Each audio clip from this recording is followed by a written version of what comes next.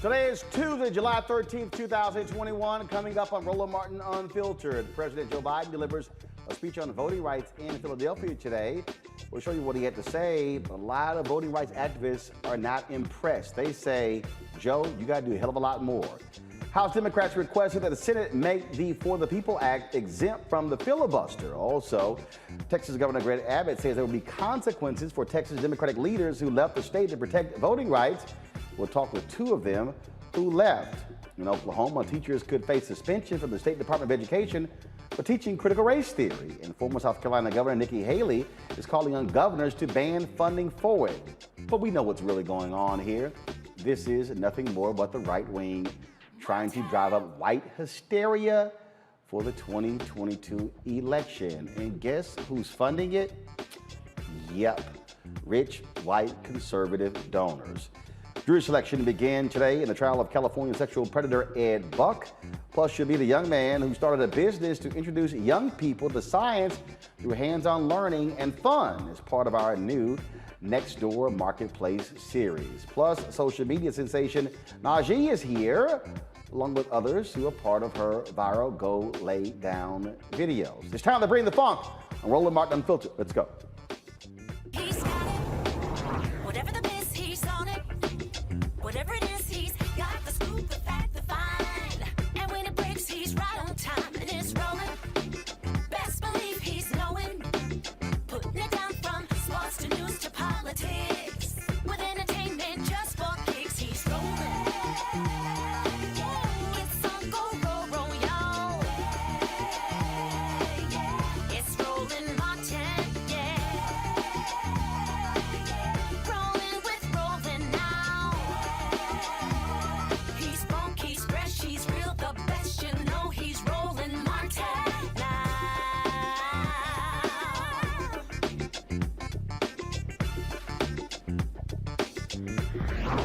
Martin. The battle over voting rights continues in the country. Of course, Texas Democrats left the state under the threat of arrest. You also have, of course, President Joe Biden today giving his speech in Philadelphia. He was at the National Constitution Center where he blasted the Republicans for their efforts to undermine the right to vote. Here is some of his speech. 2020, more people voted in America than ever in the history of America, in the middle of a once-in-a-century pandemic.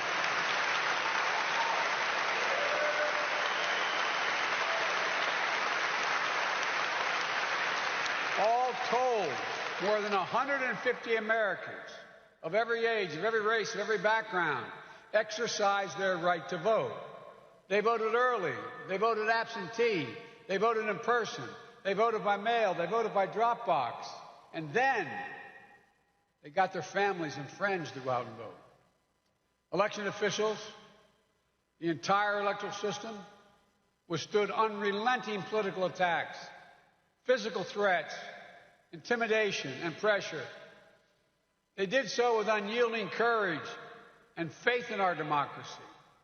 With recount after recount after recount, court case after court case, the 2020 election was the most scrutinized election ever in American history. Challenge after challenge brought to local, state, and election officials, state legislatures, state and federal courts, even to the United States Supreme Court not once but twice. More than 80 judges, including those appointed by my predecessor, heard the arguments. In every case, neither cause nor evidence was found to undermine the national achievement of administering the historic election in the face of such extraordinary challenges. Audits, recounts were conducted in Arizona and Wisconsin. In Georgia, it was recounted 3 times. It's clear. For those who challenge the results and question the integrity of the election, no other election has ever been held under such scrutiny and such high standards. The big lie is just that, a big lie.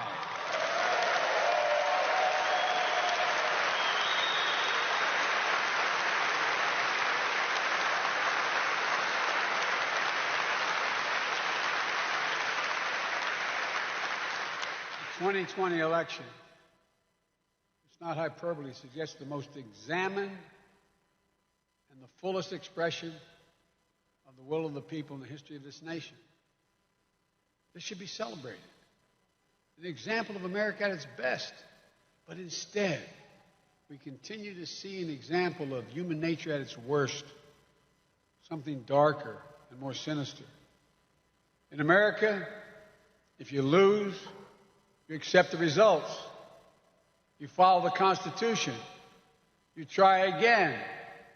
You don't call facts fake and then try to bring down the American experiment just because you're unhappy. That's not statesmanship.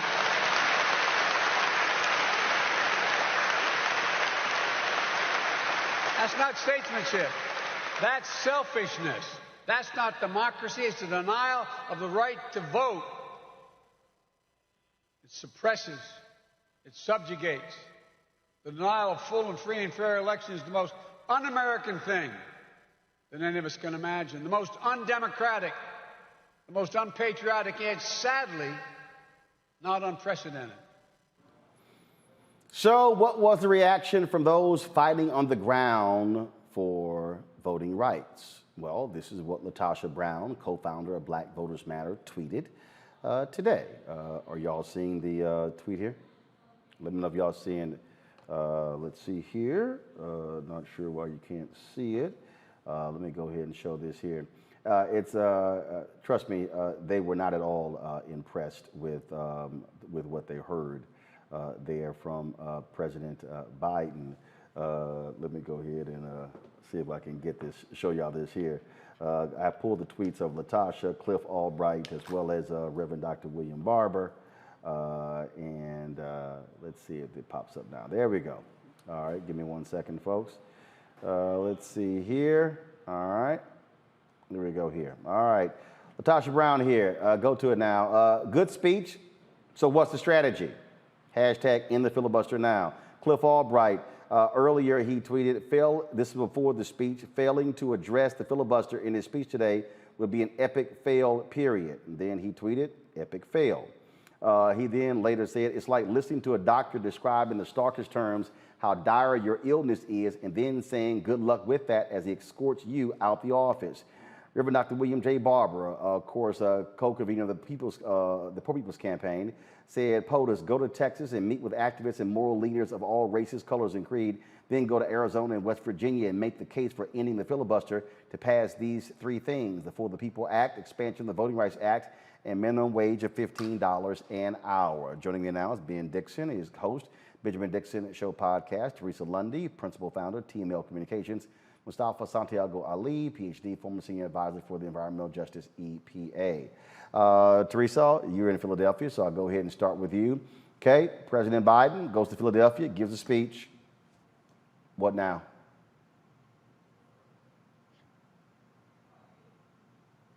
Teresa, Lord, child, how many times we got to go over this here?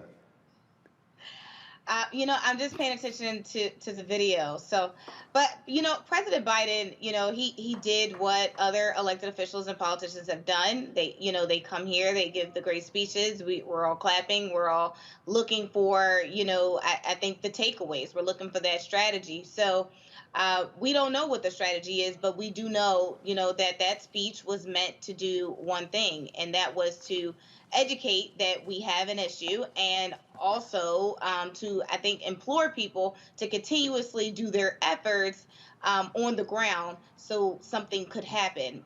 We're not entirely sure, based upon that speech, what actually could happen, but I think there is a strategy in place, and we'll just see it when it happens. What's the strategy? Can you say the strategy in place? This is actually not that hard. The reality is Republicans are passing laws in the states. Democrats can pass the For the People Act and the John Lewis Act. Two Democratic senators, Kristen Sinema of Arizona and Joe Manchin of West Virginia, say they were not in the filibuster. That's it. So what's the strategy? There's something in place. I think, again. What? What's in place? Have you seen it? I haven't seen it. No, no one has seen the strategy, but I'm sure from the president's office there is a strategy. But There isn't. again, we're all looking for it, and I think that's what people were essentially looking for when he spoke at the Constitution Center about this issue.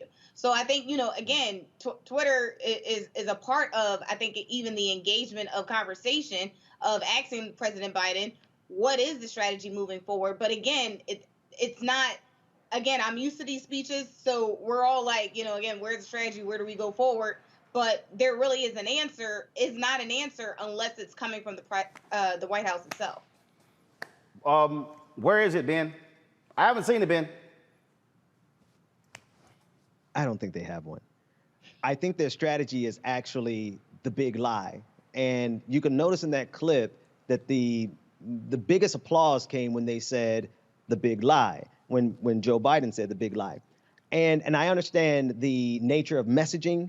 I think that is their strategy. This is the reason I'm pointing it out. I think their strategy is to name it the big lie. It is the big lie. We get it. That's important. But that is not enough to push back against what these Republicans are doing across the country. And if the very best that these people who are ever doing this strategery, in the words of George W. Bush, whoever is putting this together, if you all don't have more than the ability to call it the big lie, then we've already lost this fight. Mustafa, we know it's the big lie. It's been the big lie since the night Donald Trump lost. And in fact, it's been the big lie since that Saturday, since Joe Biden was declared the winner. So we know it's a big lie. But the big lie is causing Republicans to still pass the bills. You can call it the big lie. They're still passing the bills.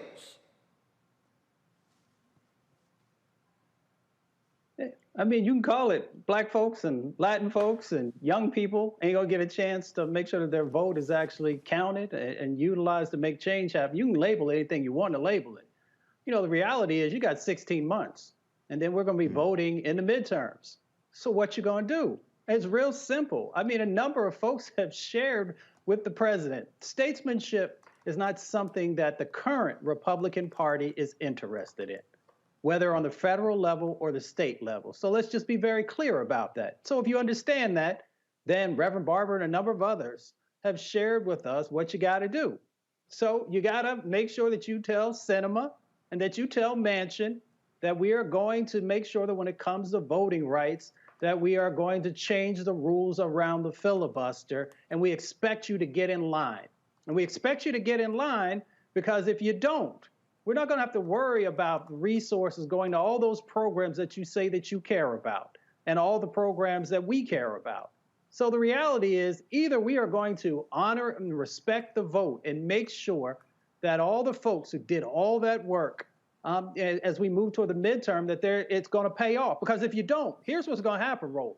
If the folks who got put into office for a particular reason, there was a set of agenda, if you are not going to make sure that that agenda can go forward by making sure that you're honoring the vote, then folks are not going to show up, the way that they did before, because they're going to stop believing in the process. So you have the opportunity to actually change that. So call it out. I have no problem with, these bipartisan and collaborative actions that people are interested in that, but they're just not. So you know what to do. So let me show y'all something, and this is why, for me, this speech was problematic. All right, go to my computer, please. Okay. All right, top right-hand corner. Y'all see that? It says begin with. So I'm going to do this here. I'm going to type in Senate. One reference. It says, Senate, last month, Republicans opposed even debating, even considering for the People Act. Senate Democrats stood united to protect our democracy and the sanctity of the vote. We must pass the For the People Act. It's a national imperative. That's the only reference, United States Senate. All right, so let me try this here. Okay, let me click this here. All right, let me type in cinema. Nothing found. Okay, so let me type in mansion. Nothing found. Okay, let me type in. Let me go back. Sorry about that. Let me type in. Let's see here. Okay, Control. Let me type in filibuster. Nothing found. Teresa, if you're going to give a speech on voting rights in Philadelphia, and you make no mention of Christian cinema, you make no mention of Joe Manchin, you make no mention of filibuster, what the hell are you doing? I think we're encouraging the big lie. I think we are still, pandering to whatever Democratic base that, the president's doing. But I think he also wants to be seen as bipartisan. So, or just neutral, really, in this stance. I mean, people left there saying, we went there saying President Biden's going to lay it out. But I also think people left saying, what next? So it's just unfortunate. I think this is a real opportunity to happen. Go back to my computer, please. Ben, I typed in Supreme Court, and I see a reference of Donald Trump and his folks going to Supreme Court 3 times. Then he mentions the Supreme Court decision in 2013. And then just 2 weeks ago, their decision, again, talking about that whole deal. That's Supreme Court. So let me put in here Arizona. Okay, Arizona, one match. Mentioned him, the audits being conducted in Arizona. Now, the Supreme Court case actually came out of Arizona. So again, I'm sorry, if you're going to stand up, and give this big speech on voting rights, if you don't discuss the elephant in the room, and I'm not talking about Republican Party, you can't discuss this if you don't deal with the reality of the filibuster and the two people who are blocking it. What in the hell does the White House, what do they want us to do? Because see, here's the deal. I've been to the rallies. I've been to the events. We streamed right here, went live when the Poor People's Campaign, they were in West Virginia. Black Voters Matter, Caravan, beginning on June 19th, start all the way to the nation's capital, from Mississippi all the way here, ended on June 26th. All those things have happened. I have seen actions. They were on the Supreme Court steps on Monday. These things have happened. I'm still trying to get the White House to understand what more do they want us to do as opposed to Biden. Do y'all have you seen any story saying Biden calls Sinema and Manchin to the White House for a meeting? Yeah. Roland, they want us to be satisfied when they finally cross the finish line on voting rights, because there's absolutely no way they're going to be able to allow 2022 to come around without this being rectified, or else that's game. That's the ball game. Republicans are playing for keeps. And because I know Democrats know that I'm with Teresa on this, they better have a strategy. But I think part of that strategy is that they want us to be so happy with this manufactured fight that they have us squabbling over right now, when they know what they have to do. They know what they had to do for a very long time. And they have us going to the wire on the very fundamental right to vote. And then they want us to be satisfied and pay no attention to all the other things that they did not get accomplished between now and the midterms. Unless they do otherwise, that's the strategy I think the Democrats are employing. I mean, again, Mustafa, the people have done their part. We have discussed this issue over and over and over and over again. Now, here's my deal. If you don't want to call out Manchin and Sinema, then just simply come out and say, hey, y'all, they ain't changing their mind. They are not going to end the filibuster. That's it. They are not going to do it. Say that. But don't give me this bullshit of we need y'all to do more. Like what? Like what? That's the problem I have. This as if there's something more that we can do. I know what we're going to do. We're going to register folks for 2022. We're going to beat the bushes to throw out every single Republican who stands with Donald Trump. But don't sit here and play me and act like it's on us when we already know the deal. There are two people who are standing in the way of ending the filibuster. Two. That's it. Nobody else. Sinema, Manchin. Just come out and say it. Yeah, come out and say it. And also just have real talk. You know, we all been around Washington too long. We know when somebody putting a veneer over top of stuff. If you tell me that you're going to fight for me, you know, when you're asking for my vote, then that's exactly what I expect you to do. And you got to be clear with folks. I often tell folks, I don't care if you're a Republican or an independent or a Democrat. If you're not willing to stand up and do what's right for my community, then there's no way that you can get my vote. And that also means have those tough conversations with Senator Manchin and Senator Sinema that you will not receive the resources that are necessary for your next run. I don't know why folks can't be honest with folks. If you're not willing to stand in solidarity for these things which are basic rights, we're talking about basic rights. If you're not willing to do that, then you don't deserve our vote, and you don't deserve our dollars, because we know what the outcome is going to be in 16 months if you don't get it together. So this is not difficult. The formula is very clear. It's not like that you got to know some advanced mathematics about what's going on. It's 1 + 1 = making sure that voting rights is protected. If you're not going to do that, then you're not serious about the job that you hold. And again, here's the deal. Here's the deal.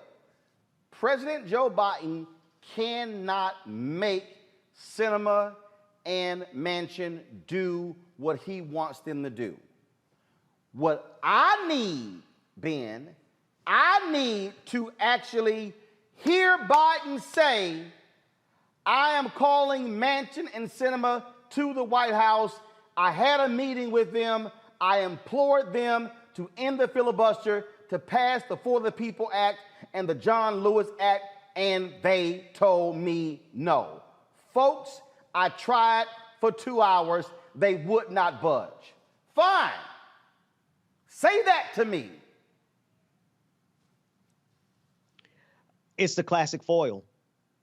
Kirsten Sinema and Joe Manchin are set up there to be the bad people because they have enough years between now and their next election.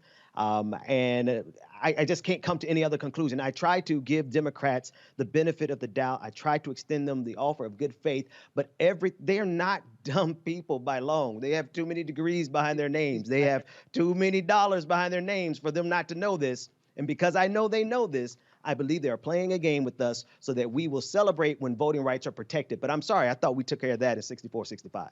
Well, first of all, anyone that was never protected in 65 because it was 25-year sunset provision that was placed on it. But the thing here, Teresa, is what people are saying. Just level with folks. Again, this is real simple. Okay, and we know what the deal is. You don't want to piss off Sinema and Manchin because you want their vote for your infrastructure bill and some other stuff as well.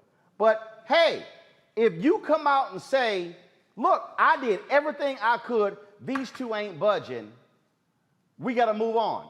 I get it. I mean, I totally get it. If it's dead, say it's dead. But don't sit here and play this game here.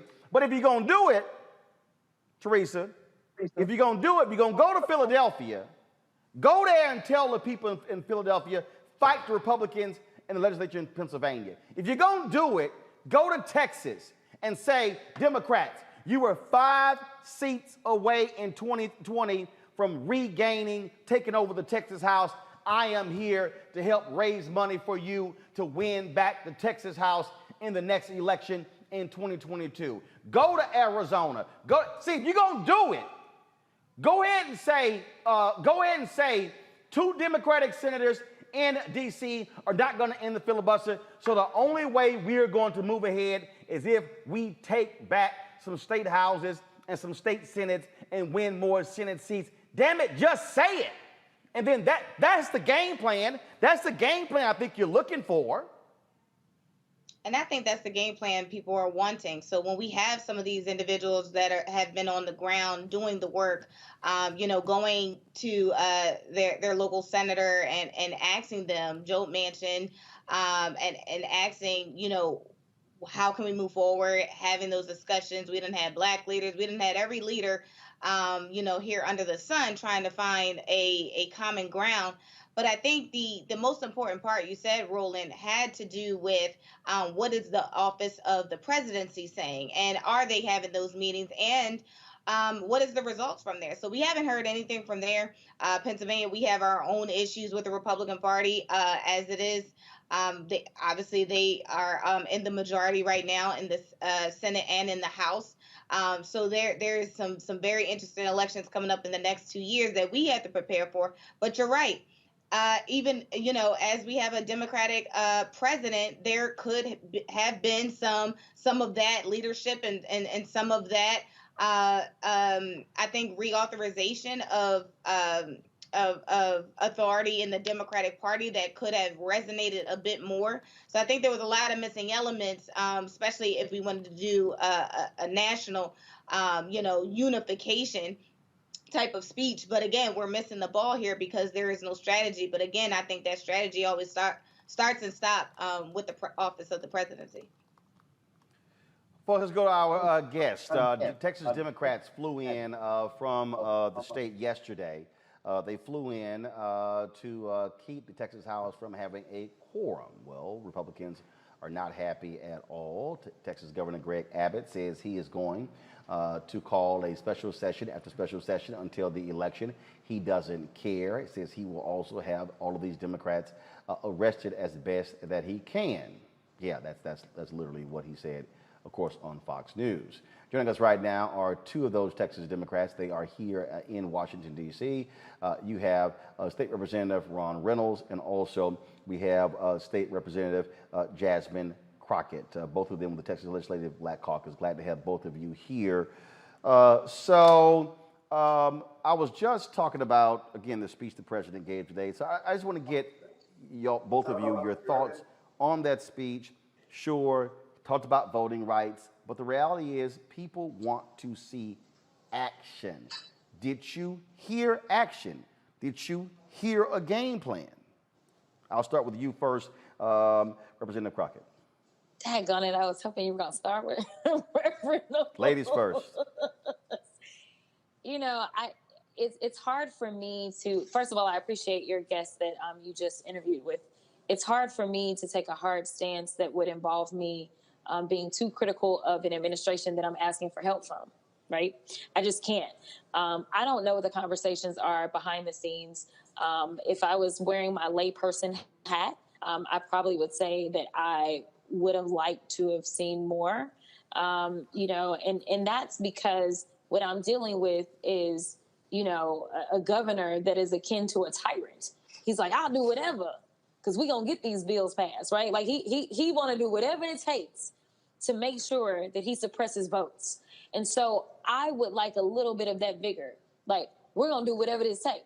We're not going on break that we're supposed to be coming up on. Like, y'all are going to get something done because these legislators have left their families. They have risked, being arrested. They can't even go back home right now. Like, I would like to see that. But, everybody has their own style. But it's hard for me because we are doing everything within our power.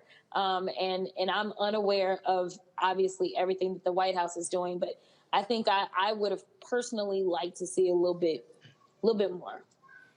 Representative Reynolds, again, what people are looking for, they are looking for that plan of action. They're looking for, okay, what's next? I just walked through it. I walked through the entire speech here. I went through it. I didn't see any mention of Manchin, any mention of cinema, any mention of filibusters, heard none of that. And so we see what is ahead of us. We see, what's going on. This is akin to somebody saying, we're going to repossess your car if you don't pay this.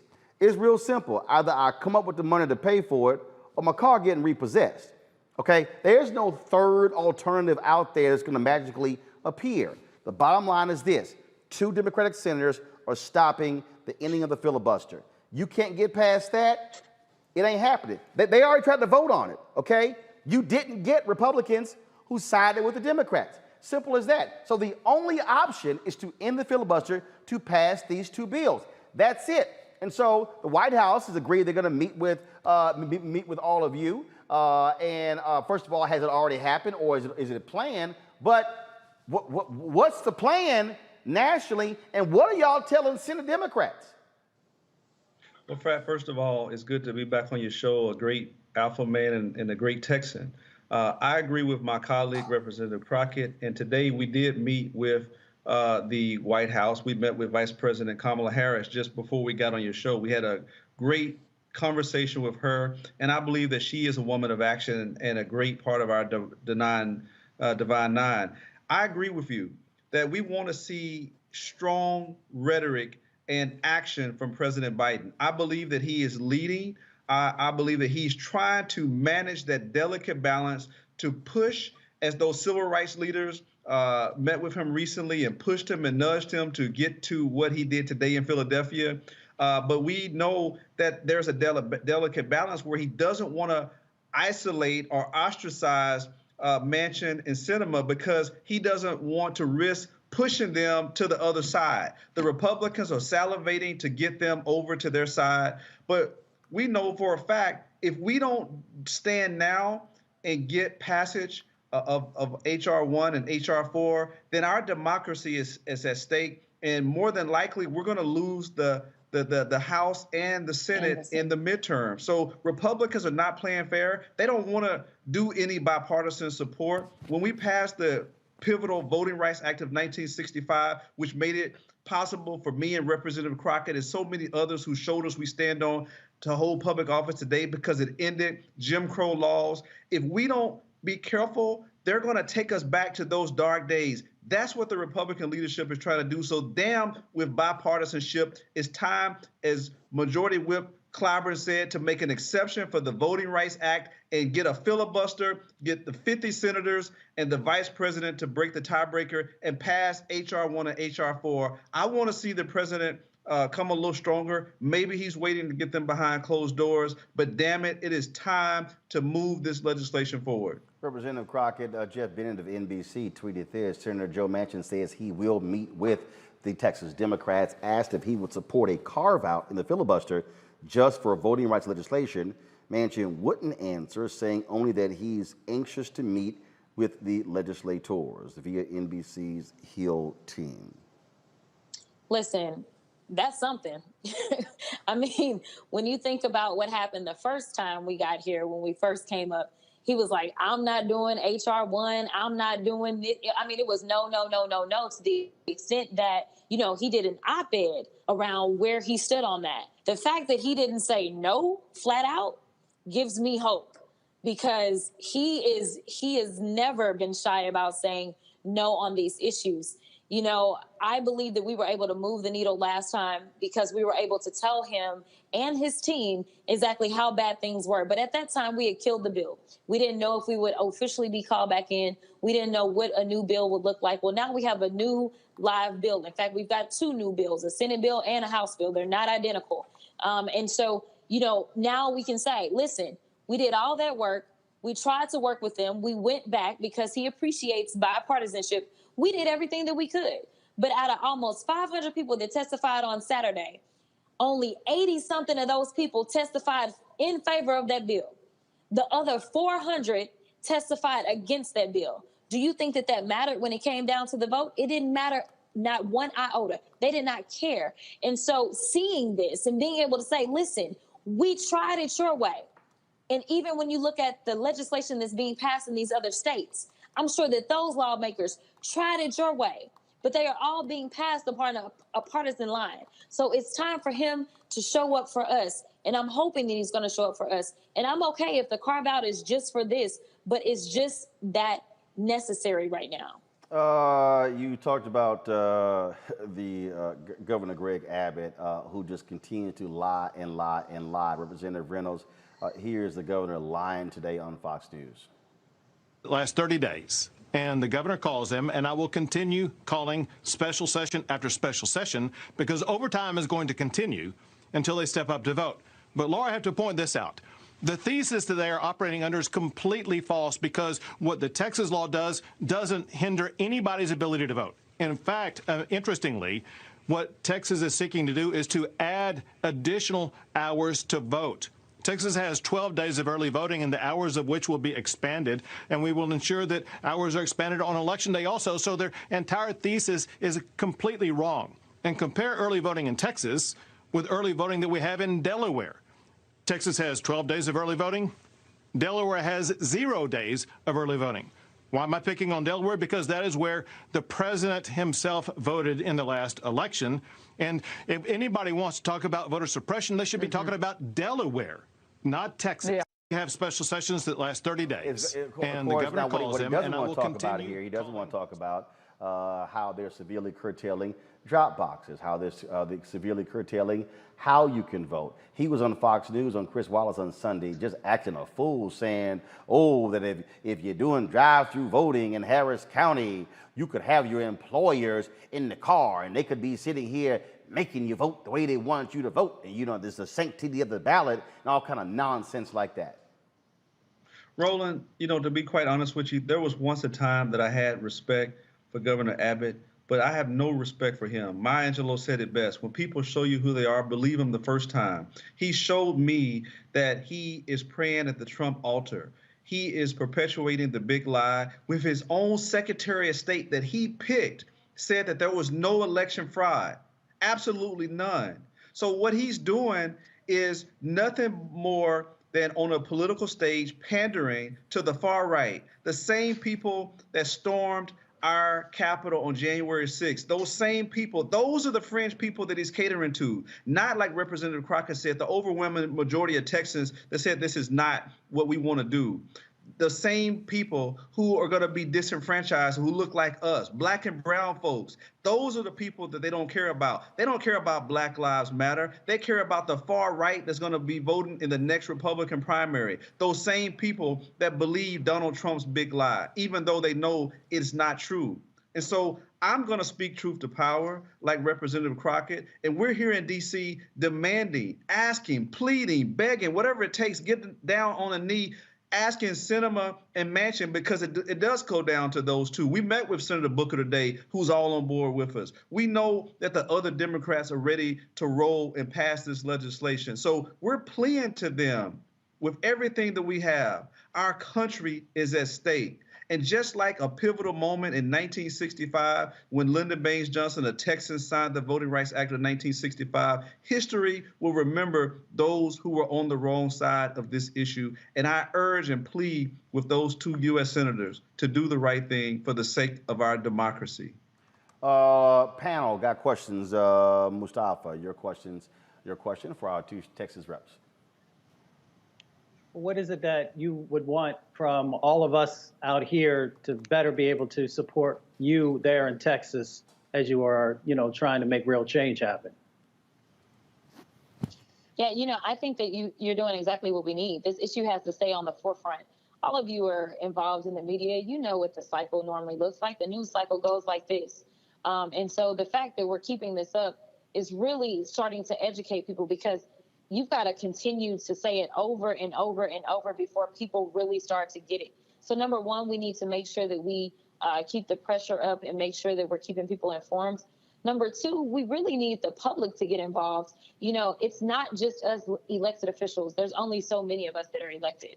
We need the people to lobby and say, hey, this is what we need.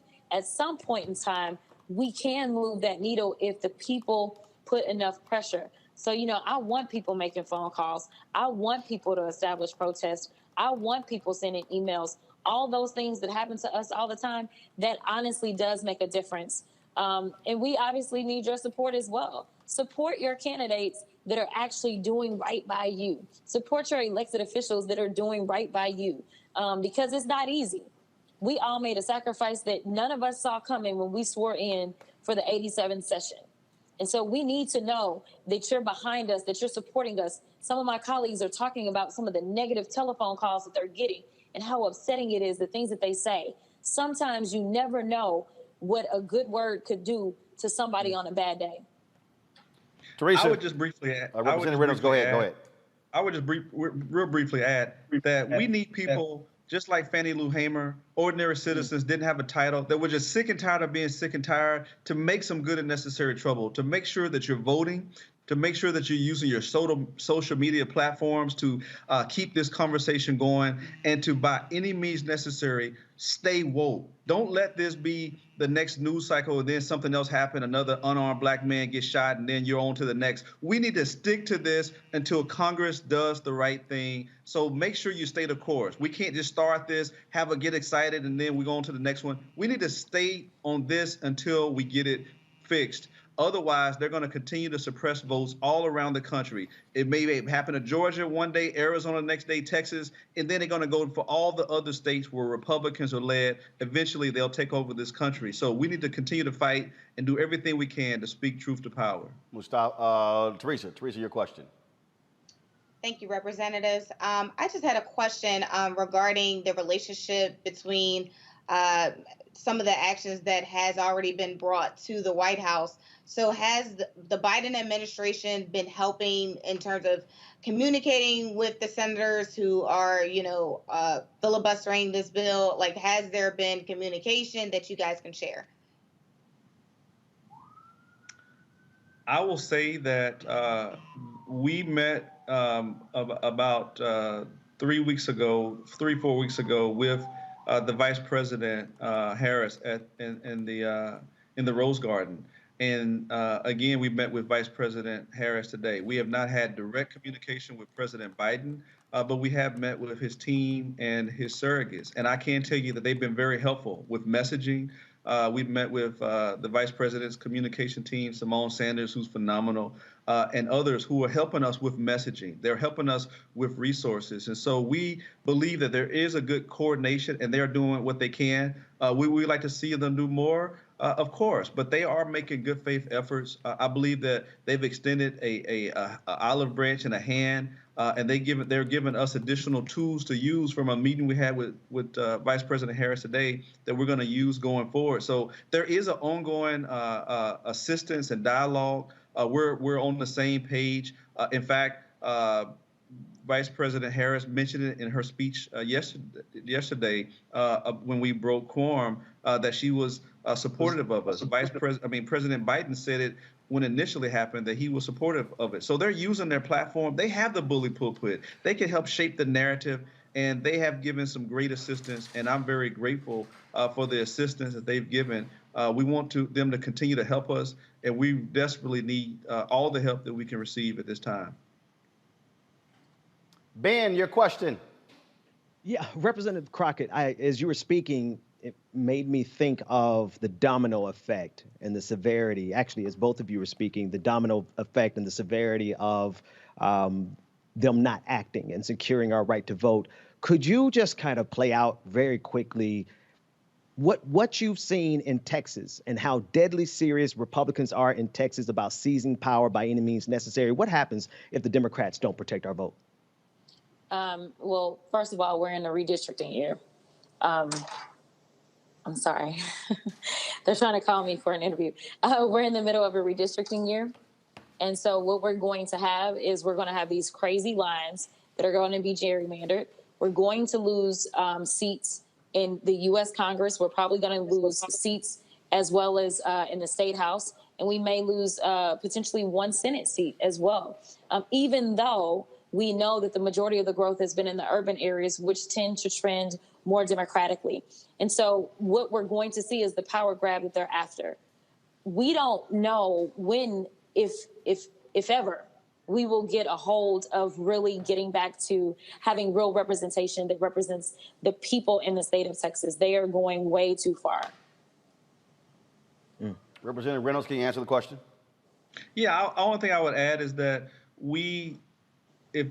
I don't want to be Debbie Downer, but the bottom line is there's going to be a lot of dark days ahead if we don't get this right. We're already dealing with ridiculous things like constitutional carry, which is permitless carry, which they passed. We're already dealing with them effectively ending a woman's right to choose. We're already dealing with a great pandemic that we didn't do anything to help people, that you know, we still lead the nation in the number of uninsured with no Medicaid expansion, one of 12 states.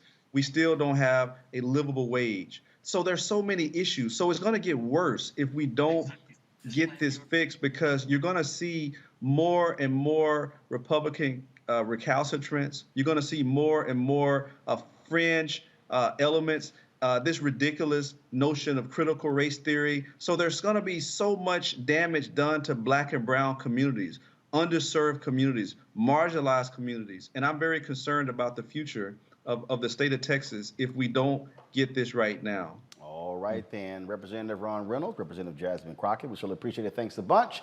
And we'll keep staying on top of this issue. We appreciate it. All right. Bye.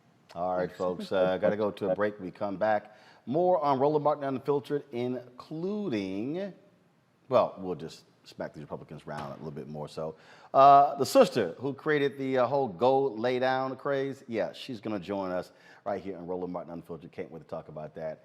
And plus other news of the day. We'll be back in a moment. I believe that people our age have lost the ability to focus the discipline on the art of organizing.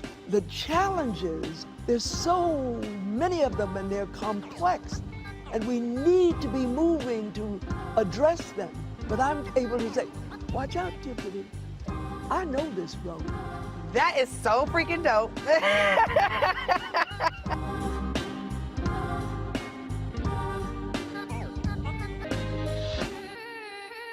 George Floyd's death hopefully put another nail in the coffin of racism. You talk about awakening America, it led to a historic summer of protest. I hope our younger generation don't ever forget that nonviolence is soul force. Priceless.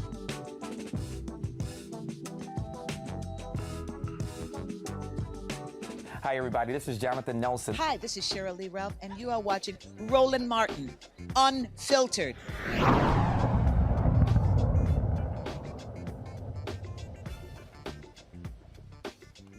Well, Oklahoma teachers could face suspension from the State Department of Education for teaching critical race theory. The Oklahoma State Board of Education passed House Bill 1775, a bill banning teaching one's race or sex is inherently superior to another, and that anyone, by virtue of their race or sex, is inherently racist, sexist, or oppressive, whether consciously or unconsciously. The new legislation implements the suspension of any school employee that violates House Bill 1775. Schools that fail to comply will be downgraded to accredited with deficiency status and be given 1 year to rectify the issues. Meanwhile, on an appearance on the Fox News America Reports, well, the former governor of South Carolina, Nikki Haley, she puts out a call to action for every governor in the United States to ban critical race theory curriculum funding in public schools because the white nationalists are doing what they do.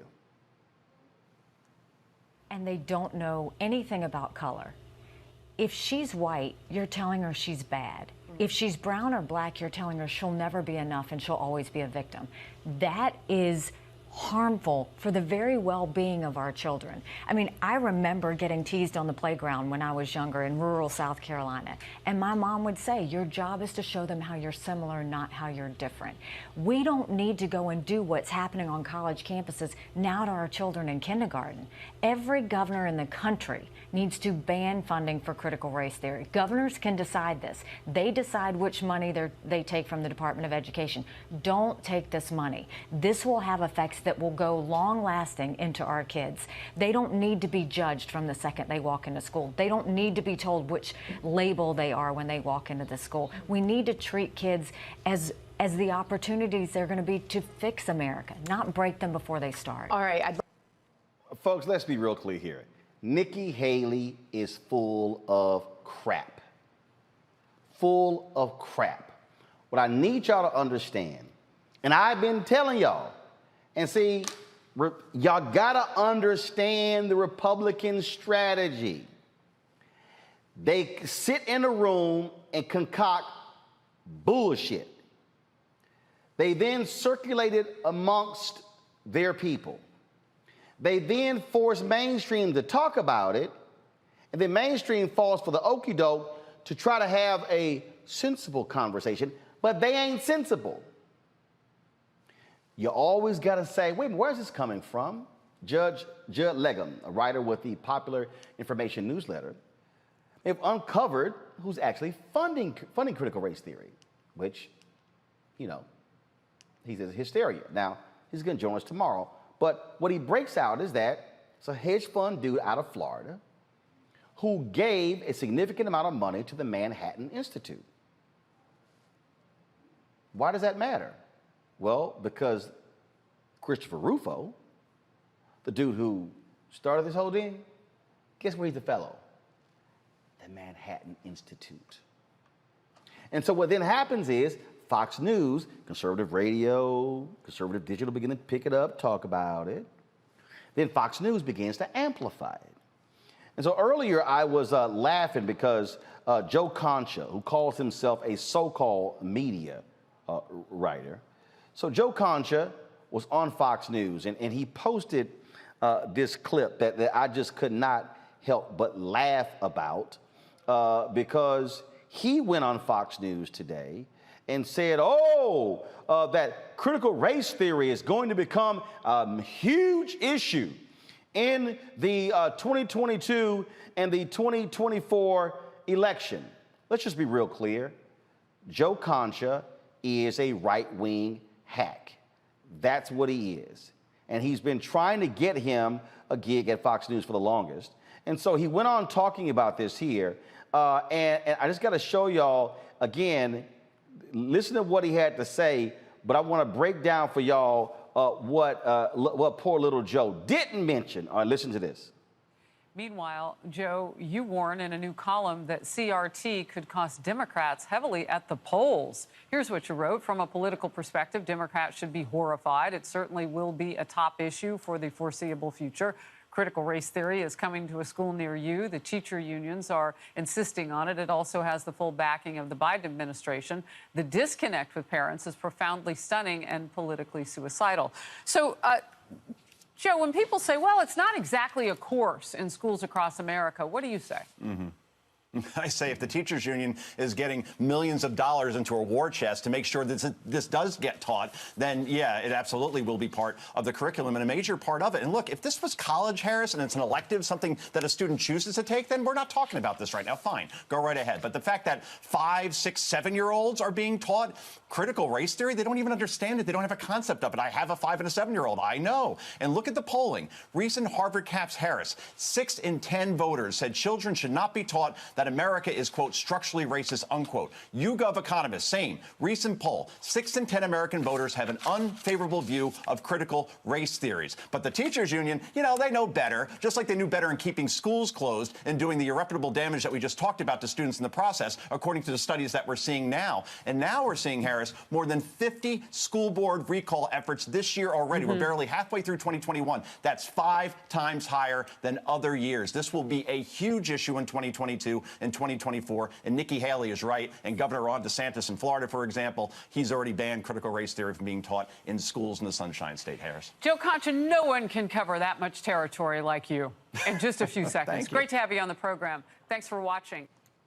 Well, actually, a lot of us actually can cover 3 subjects in 5 minutes and 18 seconds, Harris.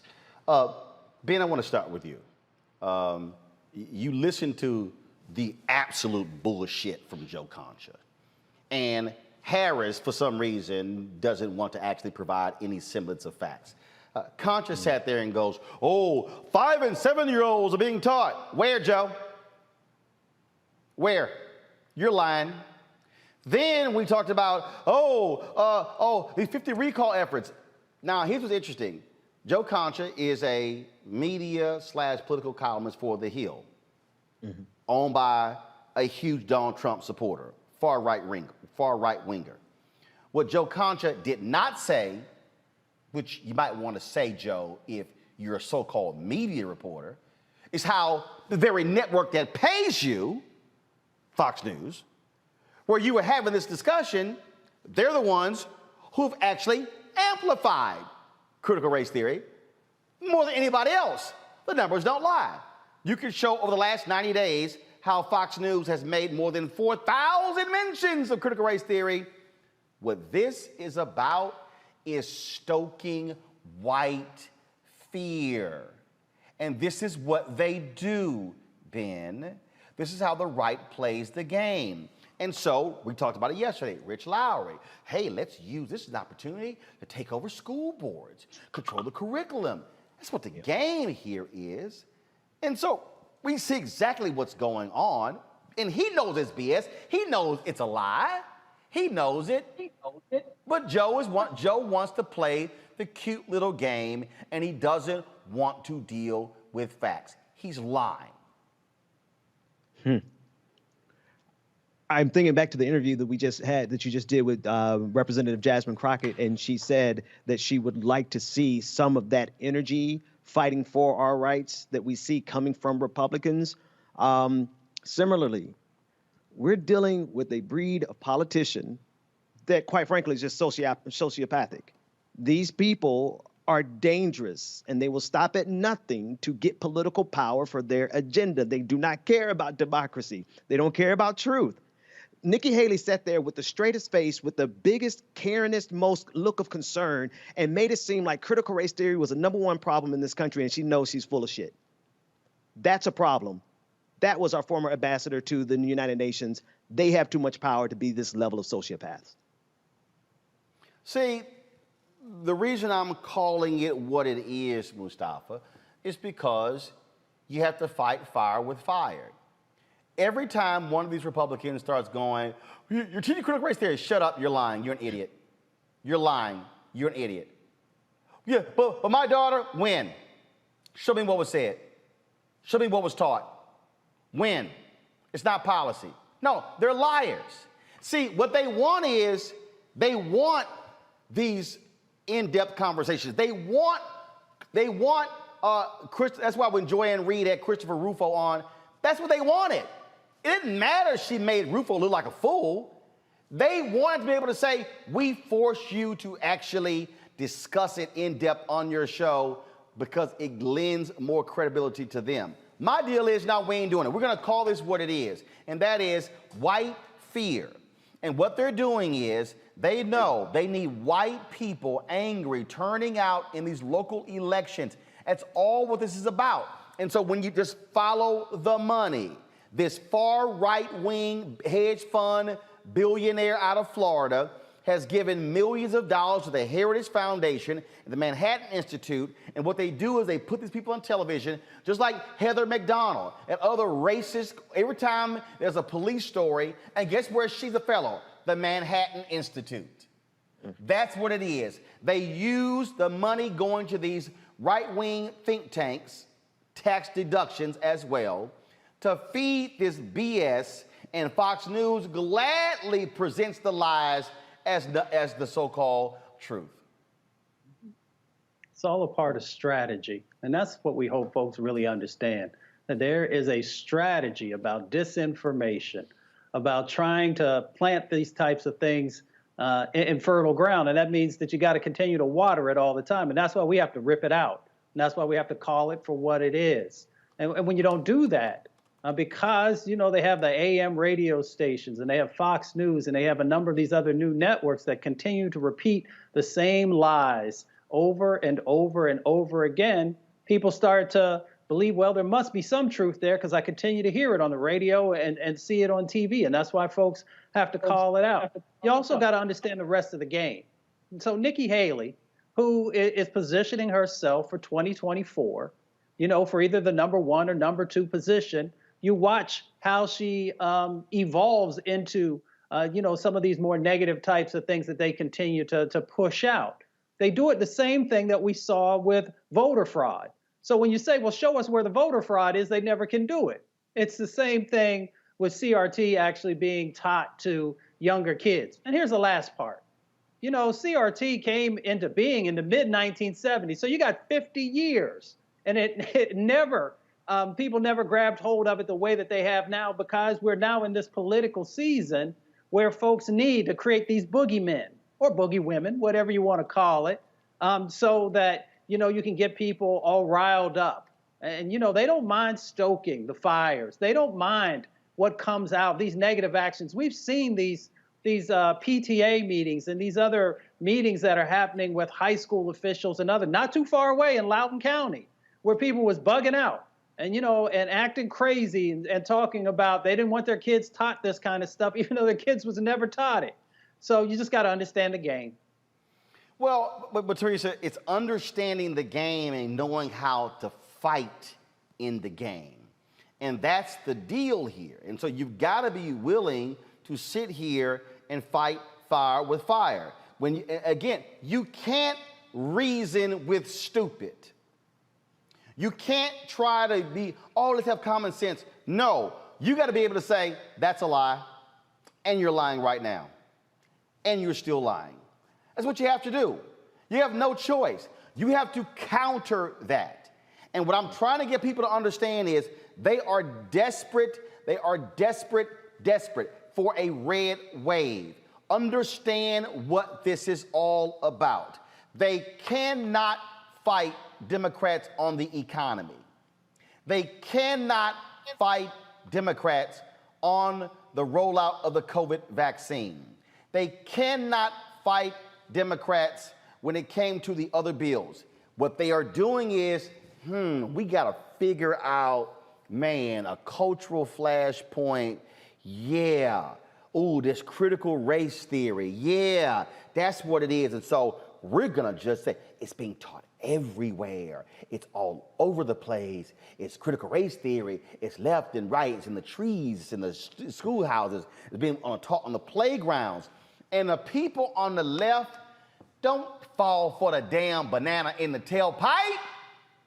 Don't give them what they want. You're absolutely right.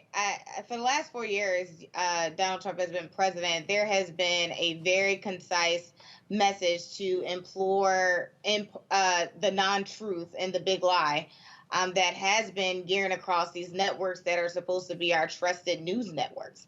And so we have seen, you know, new developments and outpour of rhetoric that has been coming across that, you know, white people are just essentially, you know, the victim in all this. But when really history just kind of just lays it out what it is. Now, if it's being taught in our schools, and I think that's part of the portion of where Nikki Haley and the rest of the Republican Party and also the right has been really hinging on is that, you know, it's basically not their fault. that African Americans and, immigrants have been going through this stuff and it's just not their fault, but really it is. And I think, now that all these conversations in terms of reform and change is happening, I think it's really, I think the direction of the Democrats is now trying to take that level eye and say, listen, you guys, we're trying to fix it, but we can't move past it because we still have some of these hurdles. We're still going backwards in some of these laws that we're saying we need you to pass. So if you're saying, you're sorry and you want something better, then I think part of it is that you guys actually have to say, yes, we're going to stop this filibuster. We are going to pass voting rights. We're all going to make sure that, there's health care for all. So there's so many things that can happen, but there is a deny of the process of admittance, really, from the Republicans that are saying we're not at fault. So again, what you don't do is you don't let people dictate the terms of the conversation. When these folks were in Loudoun County, Ben, the superintendent said it's not being taught here. No, but they kept going. And that's where you go, it's not being taught here. You're lying. You're lying. Y'all making it up. You're being fed BS by Fox News. That's why you're here. See, now granted, folks don't want to go there. They don't want to upset their feelings. But we have to understand what exactly what you have here. You have to understand if I'm dealing with somebody who I know is crazy, I'm not about to sit here and try to have a logical conversation. I'm going to deal with crazy like I deal with crazy. And what we have to understand is crazy is driving the Republican Party. Crazy is listening to Donald Trump. Crazy is who's supporting them.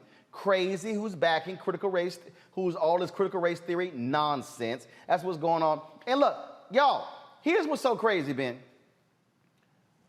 I have spent more years of my professional career in black media anywhere else. Ran 3 black newspapers, founding editor of BlackAmericanWeb.com, news editor of Savoy Magazine, produced a major broadcasting cable network and election special in 2000. 11 years at TV1. No, 11 years at Tom Joyner, 13 years at TV1, all black owned, news director of the black owned radio station. Ben, do you know when I heard about critical race theory? I don't know. 3 months ago. Out of all the black, y'all can't find nobody else in America who has done black radio, black television, black newspaper, black digital, all of them. And all this time, critical race theory ain't never come up in not now conversation. So these white folks actually think that I'm gonna fall for this okie doke, that, oh my God, it's taking over the world. No, Ben, this is what's angering them. Everybody listen to me real clear. What's angering them were conscious white people who saw George Floyd murdered, and they said, we can't be silent. That is what is causing the uproar. Yeah, Roland, it's such a malicious thing. Insidious is the word I'm looking for. It's such an insidious technique that Republicans are employing here. They've created the specter of something for their people to be afraid of, but they've also created, they have us defending is from a position of nobody's teaching critical race theory, which is true. I would rather do what you said, Roland. You said, don't let them set the terms of the debate. Here's the other thing. Listen, even if they were teaching critical race theory, y'all children need to learn it, right? There's enough white supremacy in this country for us to be teaching critical race theory every single day of the week and twice on the weekends. So not only are they not going to have me afraid of the specter of the boogeyman that they created of critical race theory, they're also not going to make me afraid of the fact that America needs to address white supremacy at the root. Yeah, but I just want us to understand, you don't get sucked into somebody else's BS. You see it for what it is, and then say, nah, we're not playing that game. Nope, it's not going to happen. Sorry, not going to happen. So I see everybody understand, I ain't debating critical race theory. I'm not going to debate it. I'm not going to debate some foolishness that is not being taught in elementary school, middle school, high school. Hell, it ain't being taught on the undergrad level in college. No, but because they want, by even having the debate, you're actually playing right into their hands. All right, let's go to New York, folks, where a New York police officer is on administrative leave after punching a black woman in the throat. In this video, Officer Rory Spain is dragging and then punching Tyrena Edmonds in the throat while trying to detain her. Officers were called to Walmart for reports of a fight between 5 to 6 people. Once they arrived on the scene, employees alleged they were pepper sprayed and threatened by Edmonds and her sister. Yeah, watch this.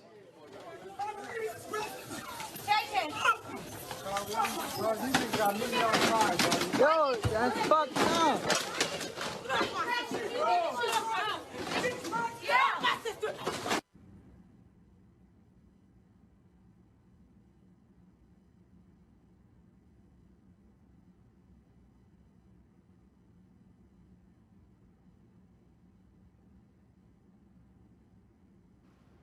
Now, she is charged with second-degree attempted assault of a police officer, fourth-degree criminal mischief, second-degree harassment, resisting arrest, disorderly conduct, and obstruction of governmental administration. Yeah, and then, of course, he was not too particularly happy that the cameras were rolling on him. Teresa, that's why I keep telling everybody, always have your camera. You got to do me a favor. You know, again, shoot this way so we can have full screen, not this way. So shoot horizontal, not vertical. Horizontal, not vertical. Teresa? Yeah, it's horrible.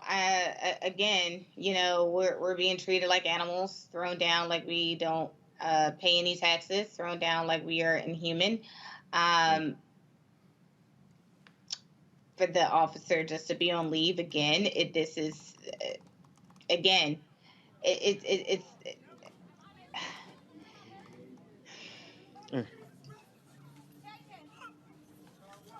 it's disgusting, you know. I mean, like they would not do this if this was a Walmart inside of the suburban area. Like, they are throwing these young women around like they are animals. And again, it's so disgusting because again, we people wonder why activists and groups and black, brown, white people are calling to defund the police and other areas of law enforcement because apparently training is not at the forefront of every decision. Like, this is it's horrible. It really is. It's like, how many discussions do we have to have? And again, if the tape wasn't rolling, what would be what would happen? What would happen? Would we even see this? You know, or would the eyewitness testimony even be in the report? Yep. I mean, that's really, and that's why. Look, you got to have cameras rolling at all times when these things happen. And yeah, you can't convince me. The cop. Oh yeah, let's see the cop punch a white woman in the throat in Walmart. Yeah. This is Rory Spann. This is the officer right here on administrative leave. That's his mug shot, Mustafa. Yeah, I'm always baffled by these police officers and the training that it doesn't take a lot to be able to restrain somebody after you have them handcuffed with their hands behind their back. You know, I studied martial arts since been 6 years old. And if you have proper training, you can make sure that you're restraining someone without actually hurting them. So, you know, it just goes to their first reaction in many instances is violence, right? And even with our women, they continue to do these types of actions that are unacceptable in every other community. All right, absolutely. Ben, your comment.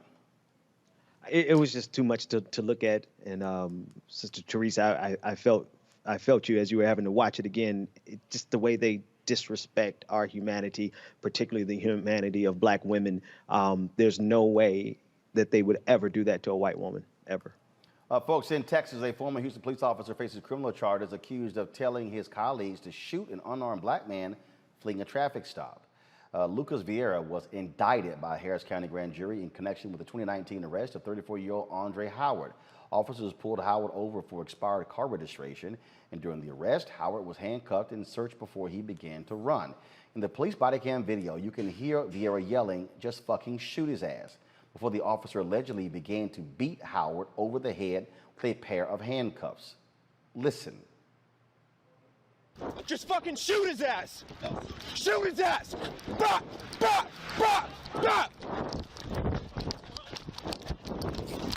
Motherfucker. Motherfucker. All right, bro. You got it. You got it, bro. You got it. You got it, bro. We're okay. Vieira's indictment comes 3 months after Howard filed an excessive force lawsuit against the officers. Howard's suit alleges the other officers watched Vieira degrade and abuse him and did not intervene. Indefinitely suspended in April, Vieira is facing a felony charge of aggravated assault by a public servant. Indefinitely suspended. Not fired, but indefinitely suspended. Day one of the trial of alleged predator Ed Buck began with the jury selection process. Buck is accused of luring and giving fatal doses of narcotics to 2 black men who died in his West Hollywood apartment in 2017 and 2019. The potential jurors faced a day of questioning. Here are a few of the proposed inquiries filed in Los Angeles federal court.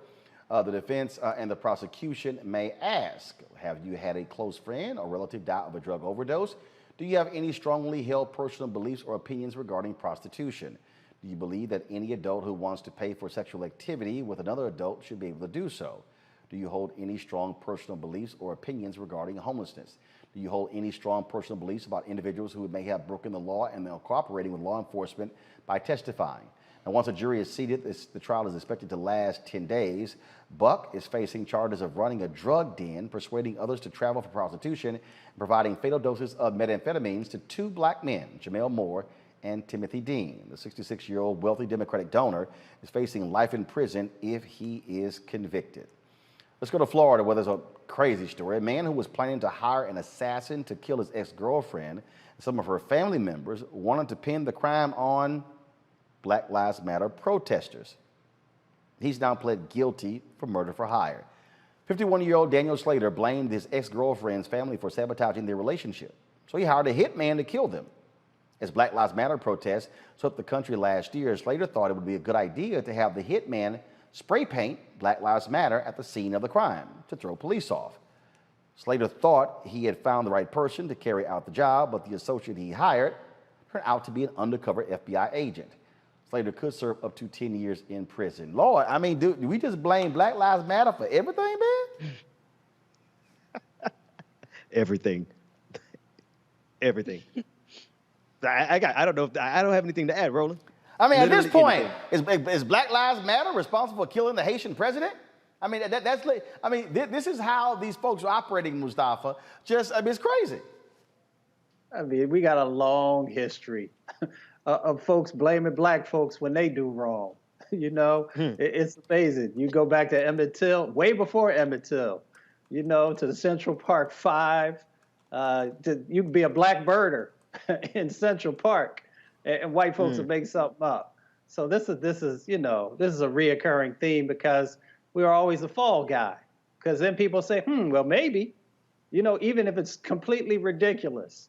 So, you know, that's why, you know, we got to always make sure there's real strong analysis when folks are accusing folks of certain things. And then sometimes it's just such foolery that that you just gotta shake your head, but you gotta stay engaged because we got way too many folks inside of prisons and jails for crimes that they didn't do. And this is just a part of that narrative. It's unbelievable what you have. Of course, we got a long history, Teresa, of white folks pinning their stuff on black folks. You had, of course, Stewart in Boston. You had, remember the crazy white woman who drowned the kids in South Carolina and said it was a black man trying to carjack her? I mean, again, that's what happens. All right, blame the black person. Yeah, because, you know, we were, again, if we want to kind of compare it to critical race theory, we're seen as the one who's defenseless and poor and, you know, feel like that we don't have any defense. And our defense is a rookie out of law school. So, yes, it is easy to blame somebody who doesn't have the advantage that another population has, white people in America. So unfortunately, there are still thousands of those who are wrongfully incarcerated, and they're coming out daily because of the false accusal that has led them into prison. And now these people are coming back getting their just due. And it's on the behest of taxpayers. So taxpayers are not only paying to keep them in, they're also paying upon their release. And I do believe it is the fault of individuals who choose not to follow the law and hold themselves accountable. And I surely hope he has to meet the Black Lives Matter chapter in prison. All right, y'all. Yesterday, we told you about these fraudulent Cash App accounts. Folks, we have them right here. You have, of course, these are fake accounts. These people have been stealing money from our fan base. I've had several people who have tweeted me today who actually gave to one of these accounts. So our actual Cash App, folks, is $RM Unfiltered. So what they did is they put our Cash App in their name, but when you give, it's really the one that's on the bottom. So $RMUNF, fake. RMUNFI, fake. RMUNFIL, fake. RMUNFILTERE, fake. Now, I have been emailing, corresponding with Cash App, with Square. They have not moved expeditiously. These accounts are, as we speak, I'm gonna check right now, they are still active. And I don't understand what the hell the problem is, why they can't shut them down. A lot of people have been reaching out to me, complaining about it. And in fact, they're using And in fact, again, 3 of these are using our actual logo. And so that's what is going on here for some reason. I don't know why they haven't moved them at all. And so until further notice, we're not promoting Cash App. We're not using it. We're not giving that out. If y'all want to support us here at Roland Martin Unfiltered, you can safely contribute to us on Zelle. Use Roland at RolandSMartin.com or Roland at RolandMartinUnfiltered.com. You have Venmo, which is RM Unfiltered, but you also have PayPal, which is R Martin Unfiltered. Again, PayPal, R Martin Unfiltered. Venmo is RM Unfiltered. Zelle, there are 2 emails you can use, Roland at RolandMartinUnfiltered.com, Roland at RolandSMartin.com. If y'all want to support what we do here on the show, please contribute in that way. All right, y'all, coming up next, our Marketplace by Nextdoor. We'll talk with a Black entrepreneur about his business and how Nextdoor is expanding the opportunities. That is next, right here on Roland Martin Unfiltered. White supremacy ain't just about hurting black folk. Right. We got to deal with it. It's injustice. It's wrong. I do feel like in this generation, we've got to do more around being intentional and resolving conflict. You and I haven't always agreed. Yeah. But we agree on the big piece. Yeah. Our conflict is not about destruction. Conflict's going to happen.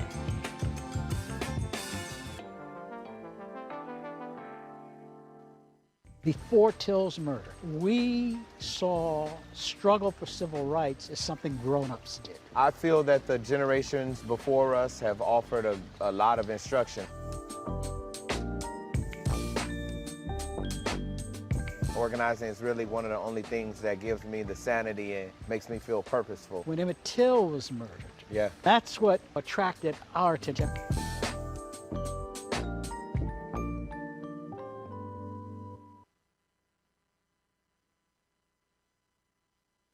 Hi, I'm Kim Burrell. Hi, I'm Carl Payne. Hey everybody, this is Sherry Shepard. You're watching Roland Martin Unfiltered.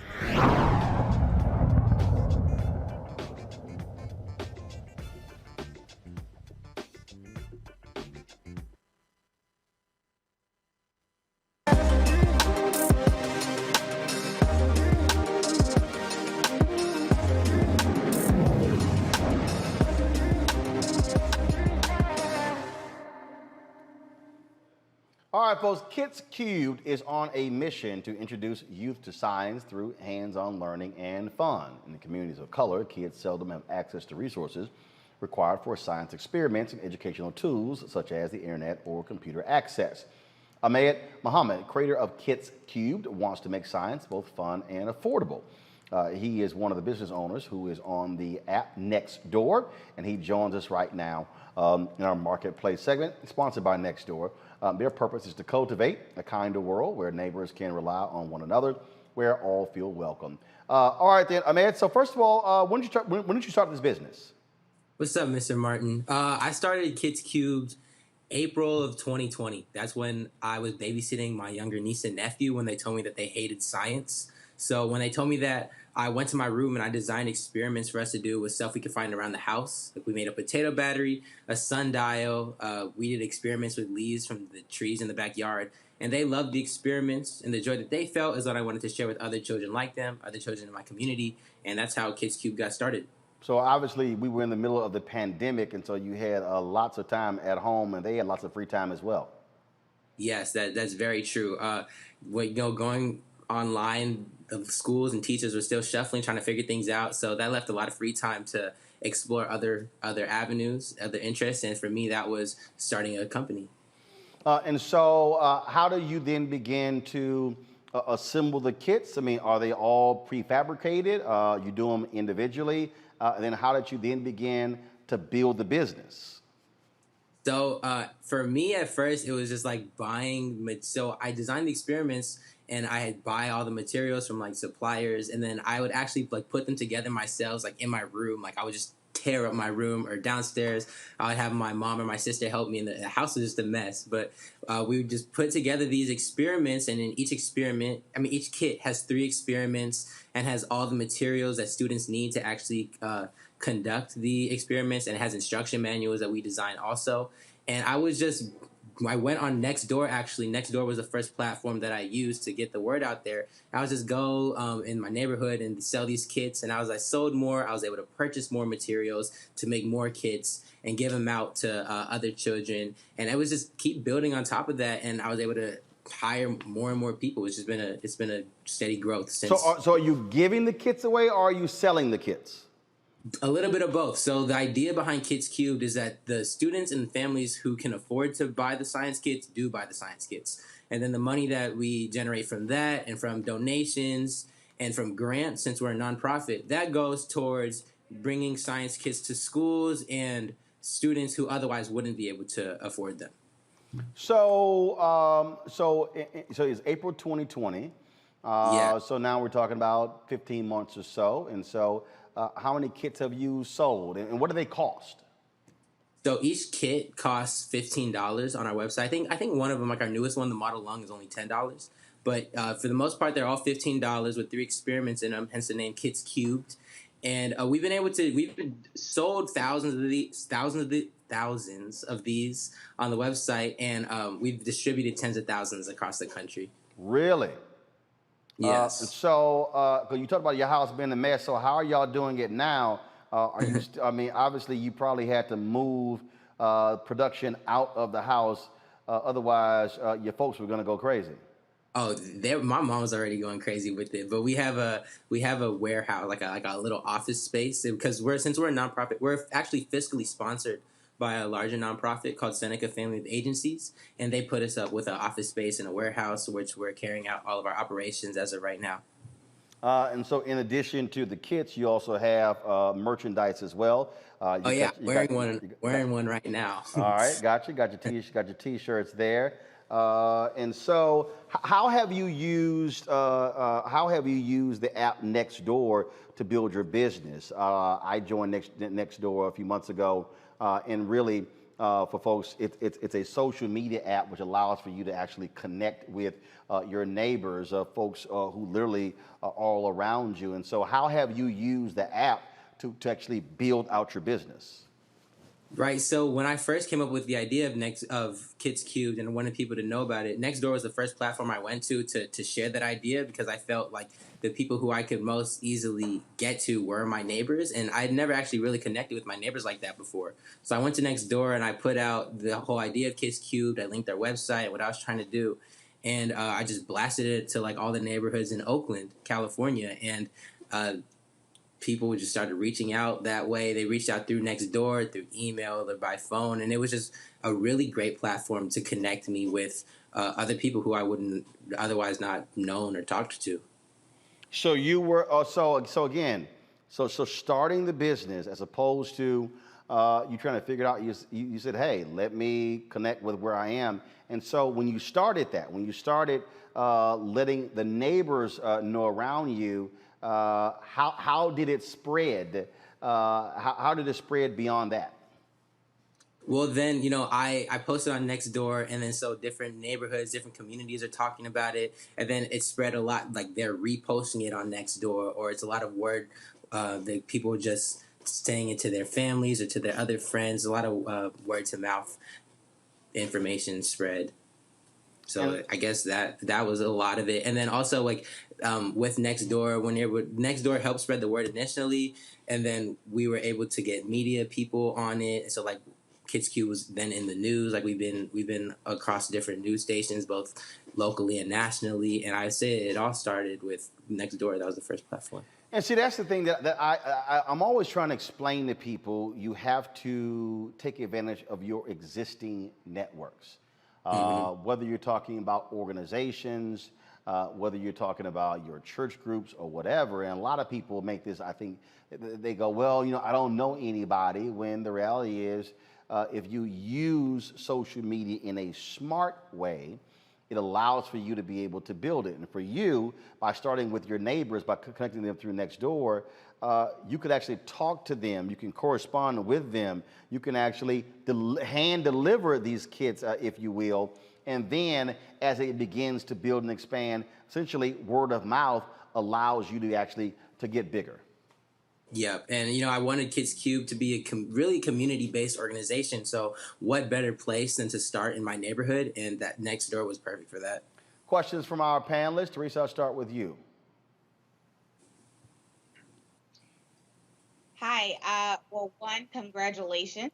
I think you are opening the door to many are looking up to the product.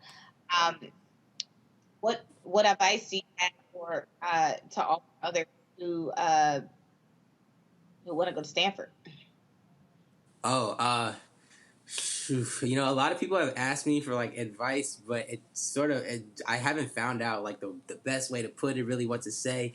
But I would say my advice, if you're trying to go to Stanford, like how I am in the fall, or if you're trying to start your own company, I would say really just what's required of you is just putting in the work each and every single day and drawing in on your community and on your talents and trying to learn from as many places and people as possible. I think what allowed me to accomplish some of the things that I've been able to accomplish so far is really just learning from all of the people around me. So if I had any one piece of advice, I would say to be a sponge and to absorb as much as you can and then apply it as well. All right, Mustafa. Yeah, Brother Muhammad, congratulations. I can imagine the thousands of kids who are going to go into STEM because of what you're doing. My question for you would be, over the next, year or 2 years, where do you see your business going? Oh, that's a good question. We definitely have some plans for it, but I would say our most immediate next step is we have a project where we're going to be donating 10,000 science kits to students in Oakland. So that's going to take some time. That's going to definitely be a lot of our next focus. And we're just going to keep looking for ways to expand. One of the ways to expand is by increasing the types of kits that we have out there. So that way students are able to learn about all aspects of science, more than just the 4 kits that we have right now. Another way is to impact students with science, but through ways that aren't just science kits. Because the science kits are fun, they're cool, but there's other ways you can tap into students. Like we just finished running a summer camp at the West Oakland Youth Center. It was about 60 kids. It was a week-long summer camp, and the kids loved that in-person experience with a teacher and demos that they wouldn't get to try at home. So also expanding that into after-school programs or more summer programs in the next year or two, and just keep building our team and keep putting science into as many students as we possibly can. Ben, your question for Entrepreneur Muhammad. Congratulations, first of all, young brother. This is amazing what you've accomplished, and we should celebrate you for that. I'm curious, when you came up with the idea, where did you go to get the ideas and the schematics and just the entire framework for what you built? And then tell us how we can support what you're doing. Okay. So it was definitely, I went a lot online and researched a lot because there's so many resources out there.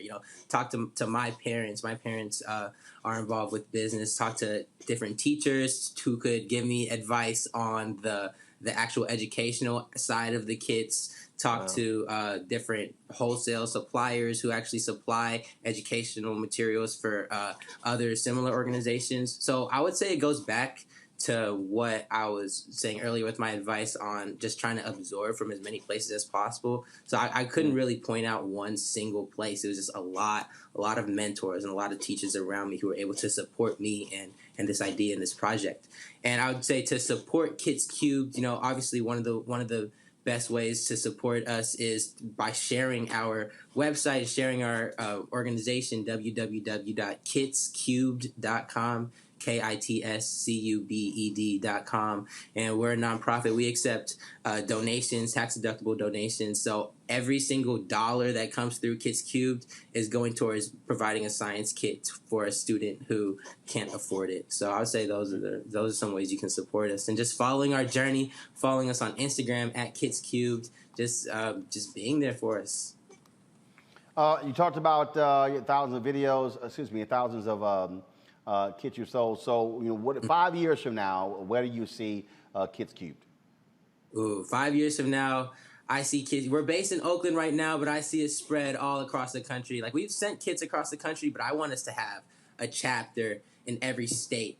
And we're really, really bringing science kits to all the communities that need them, and then expanding past just the United States, globally too. Like I said, we don't want to stop until every single child has had the opportunity to explore science, because we're lacking science resources. So in 5 years, I want to see millions of kids with our science kits. And I didn't ask this. You started again in the house, but how many people do you have working with you on this? How many people now working with the nonprofit? I want to say I have 15 employees officially on payroll, and then many, many more volunteers. I'd say upwards of 30 or 40 volunteers. So it's a lot. Like I said, it's a lot of people backing this mission to bring science kits to the community. And it's important to note, this is all youth-led. So everybody on my team is an Oakland teenager or a Bay Area teenager who either just graduated like I did, like they might be first or second year college, or they're still in high school. So it's really, our mission is to introduce youth to the wonders of science through fun, affordable, and accessible means. And we also want to do that from a youth lens. All right, then. Mohammed, we surely appreciate it. Thank you so very much. Again, folks, you can go to his website. It is KitsCubed, KITSCUBED.com. And we surely appreciate it. Thanks a lot. For sure. Thank you for having me. All right, then. And folks, if you want more about the app Nextdoor, check this out. One of the most stressful days of my life was when this one got out. I chased after her as best I could, kind of fell over and broke my wheelchair. I was able to get back home and make a post. Within about 5 or so minutes, I had 3 or 4 different people coming to the rescue. One woman stopped traffic, just drove her right back to the house for me. It was a very emotional day. Over a period of 10 years, my neighborhood went from being almost 98% black to being 98% white. So all of a sudden, oh God, I'm the suspicious looking black man. I posted on Nextdoor that I no longer felt comfortable walking in this neighborhood. The response I got was hundreds and hundreds of neighbors offering to walk with me. This experience moved me and changed the way I saw humanity. At Nextdoor, we come to work every day to help cultivate a kinder world. We want to make sure that everyone has a neighborhood to rely on. When we started this company, we felt that technology had an important role to play in bringing communities and neighbors together. We knew that having the support of your neighbors was critical.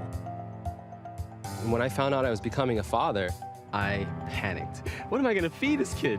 I posted, hey, any other gardeners who might have extra soil, seeds, equipment, and they came up from everywhere. As human beings, we want a sense of safety and anything that gives us that sense of connection. You drive through a neighborhood and you see houses and bricks, but really what you have is people, business owners and entrepreneurs. We know that the locals are what keep our restaurant going. When somebody says that they enjoy our restaurant, it brings us business. It's been really cool being able to cheer on your neighbors as they open up the next coffee shop. When Hurricane Harvey first hit Houston, I realized that Nextdoor was much more than just a day-to-day utility. It was a lifeline to the community. The neighbors have been using that Nextdoor app to coordinate evacuations. When the pandemic started, people did have the urge to help, but often they didn't know who to help or how. Our Nextdoor group took off explosively. Just after a year, we had over 1,000 members. Nextdoor evokes a sense of pride in your neighborhood, and we know that people globally are craving for that. We posted our music video on the Nextdoor app. A lot of people in the area liked it. And people are beautiful. Let's go see the beautiful. Keep them rhythm for the vibes we got. Stay on the drums. I think the video meant a lot to our neighbors because it portrays the Cascade area in a positive lighting. Cascade. At the end of the day, this is a business model about people and neighborhoods and communities. Wouldn't it be beautiful to connect Wall Street to Main Street and to do well and do good at the same time? It's going to be the legacy of 2020 that Nextdoor put neighbors together for a cause and then forever. Thank you very much. It often starts online, but we know that it continues into the real world, and that is the superpower of Nextdoor.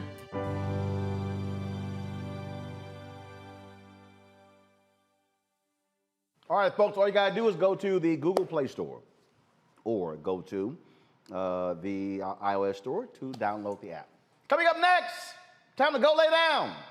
We'll talk with the sister who started this whole Go Lay Down movement. That's next in Roland Martin Unfiltered. When you study the music, you get Black history by default. And so no other craft could carry as many words as rap music. I try to intertwine that and make that create whatever I'm supposed to send out to the universe.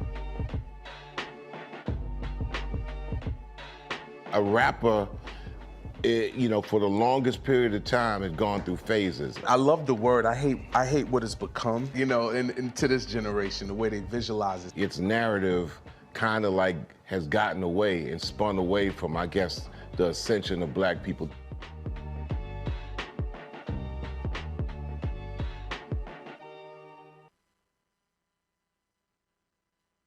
Black women have always been essential.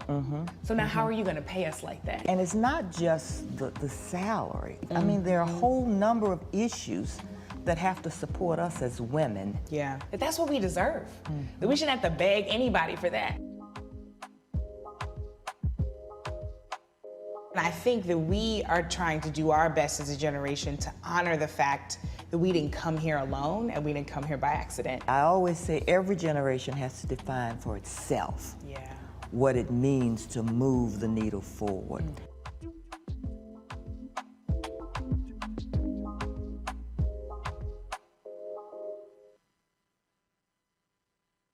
I'm Dion Cole, and you're watching Roland Martin Unfiltered. Stay woke.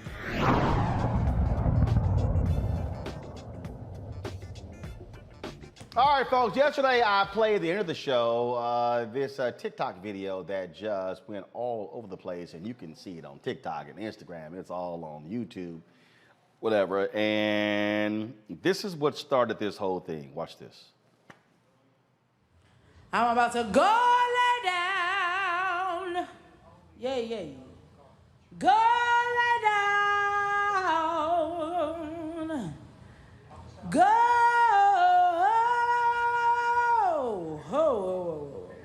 Lay down. I'm about to go lay down. I'm about to go lay down. Look at your neighbor and say, go lay down.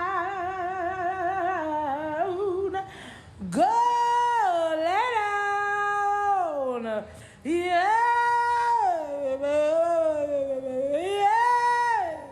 Go lay down. Go lay down. Go lay down. Hey, go lay down. Go lay down. Now, I told y'all that just led to a whole bunch of other people doing the videos. There's a 20-minute compilation on YouTube of just different people with their own variations. Some folk putting music to it, others. There's even one where the singer, Major, out of Houston, he even decided to get in on his Go Lay Down thing. I'm about to go lay down. Yeah. Go lay down.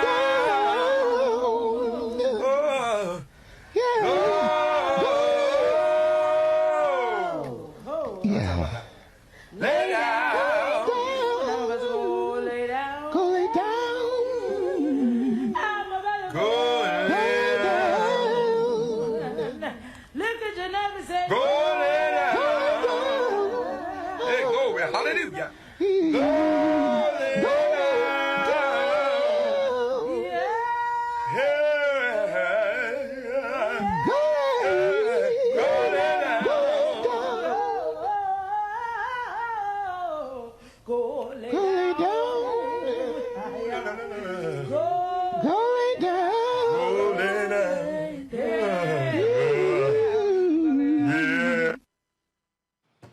And y'all know, of course, Keith David owns Greenleaf.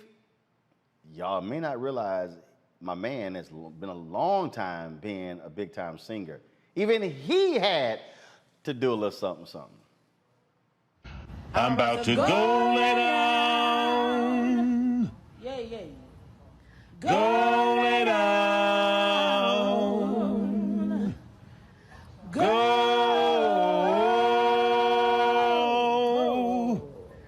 lay down. I'm about to go lay down.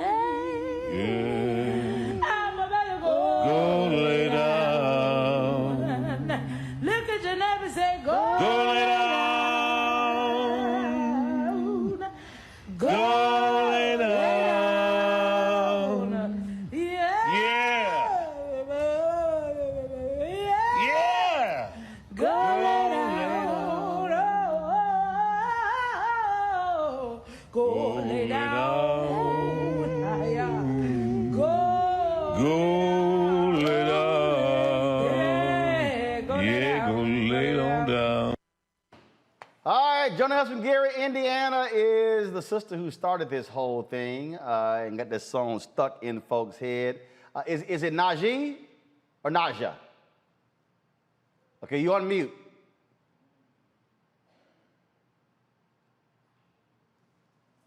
All right.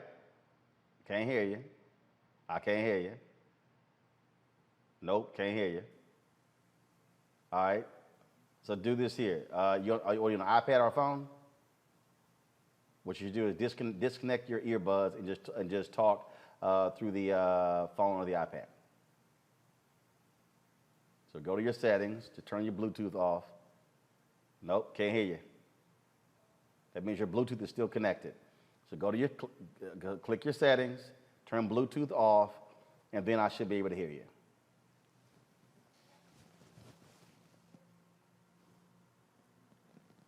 All right, we'll wait for that to happen here. Okay, still cannot hear her. So let's do this here. I'm gonna play it. Are you there now? No, still not there. All right, we're gonna go to a quick break. We're gonna come back, we're gonna fix our audio. We'll be back on Roland Martin Unfiltered.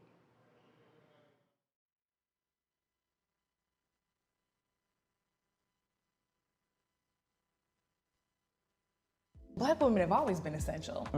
So now how are you gonna pay us like that? And it's not just the salary. I mean, there are a whole number of issues that have to support us as women. Yeah, but that's what we deserve. That we shouldn't have to beg anybody for that. And I think that we are trying to do our best as a generation to honor the fact that we didn't come here alone and we didn't come here by accident. I always say every generation has to define for itself what it means to move the needle forward.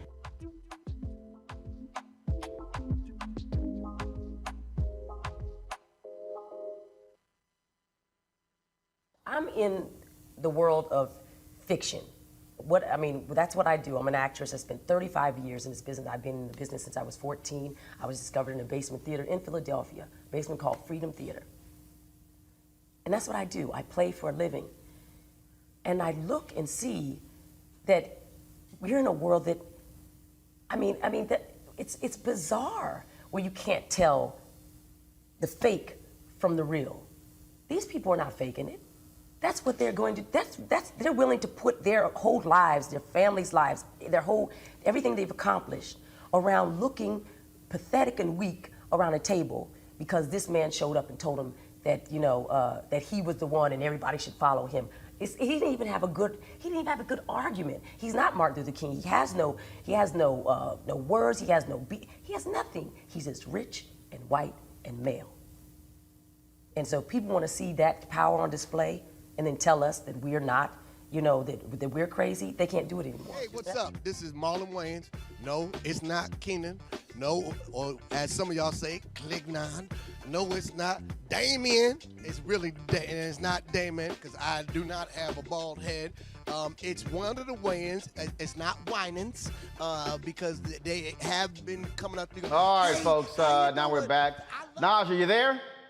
I'm here. All right, there you go. All right, first of all, so how did this thing start? How did this thing start? Were you literally about to lay down and just say, let me just go ahead and sing myself to sleep? Real life, I had just got off work, worked 14 hours, came in, got on the couch, and I'm like, real talk, I'm sleepy. So when I get sleepy, like it's giggle time. You know what I mean? Like this is me on a regular, and that's how it popped off.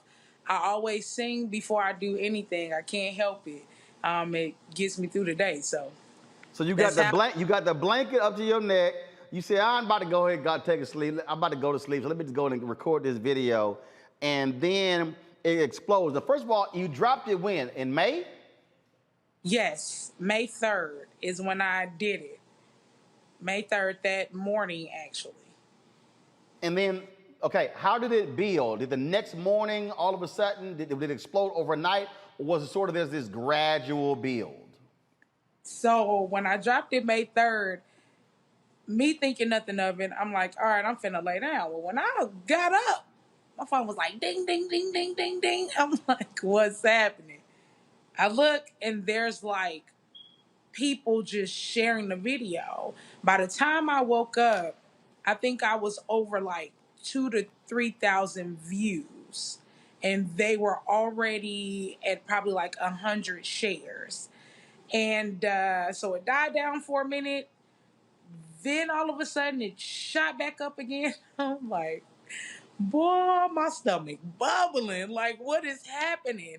Like, it was ridiculous. So then after that, BB Dope duetted the video. It went from BB Dope to Beauty by Arlisha to thousands of people. Major, Gabrielle Union, Keith David, and by that time I was real faintish.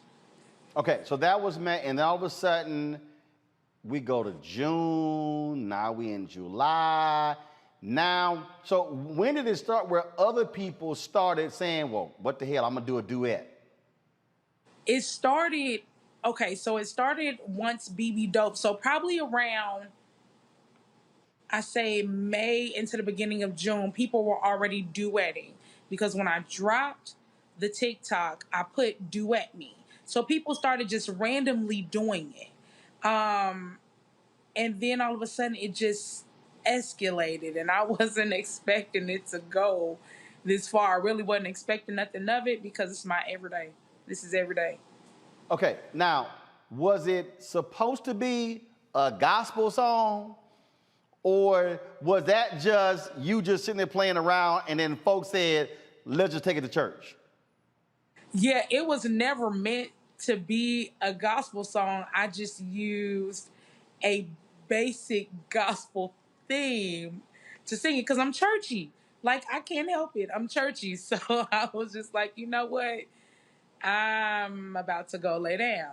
And that's how it came out, and that's what I posted. And then, of course, it got to, folks started adding organs. They started doing other things. I still say the most hilarious one to me, if y'all got the smoking preacher queued up, y'all, this is probably the most hilarious one to me right here. If y'all got it queued up, let me know. Okay, y'all ain't got it queued up, that's fine. I got it queued up. This is I'm talking about where I just said he ignorant. Y'all go to my computer. Hallelujah. Blessed be the name of our Lord and Savior. Go lay down, go lay down. Lay down. It's getting late in the evening. I know the sun is going. If you have your Bibles, turn with me to Ecclesiastes 4:9 and when you turn it over to him, you know you can just lay on down and just rest. Watch out there now. And the Bible reads, if you have it, read it from the King James. Lay down. Get on down. Get down.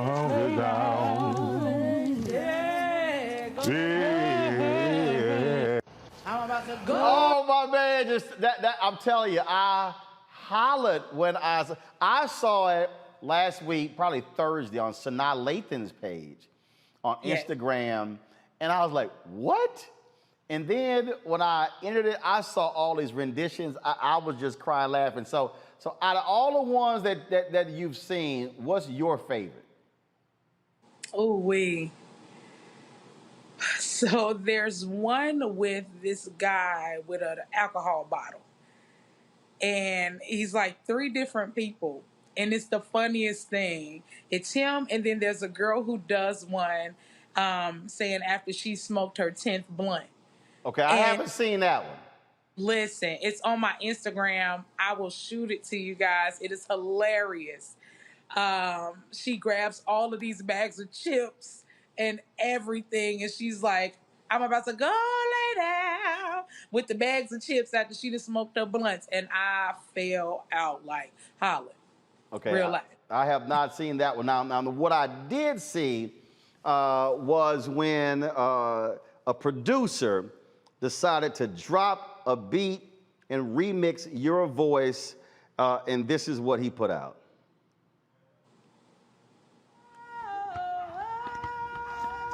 Ooh, lay down, lay down. Yeah. Ooh, yeah. Lay down, lay down. Yeah. Go lay down. Lay down, yeah.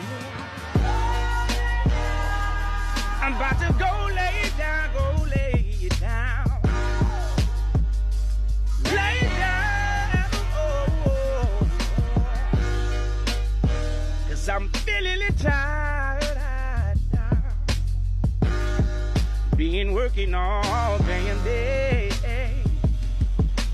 Go lay down.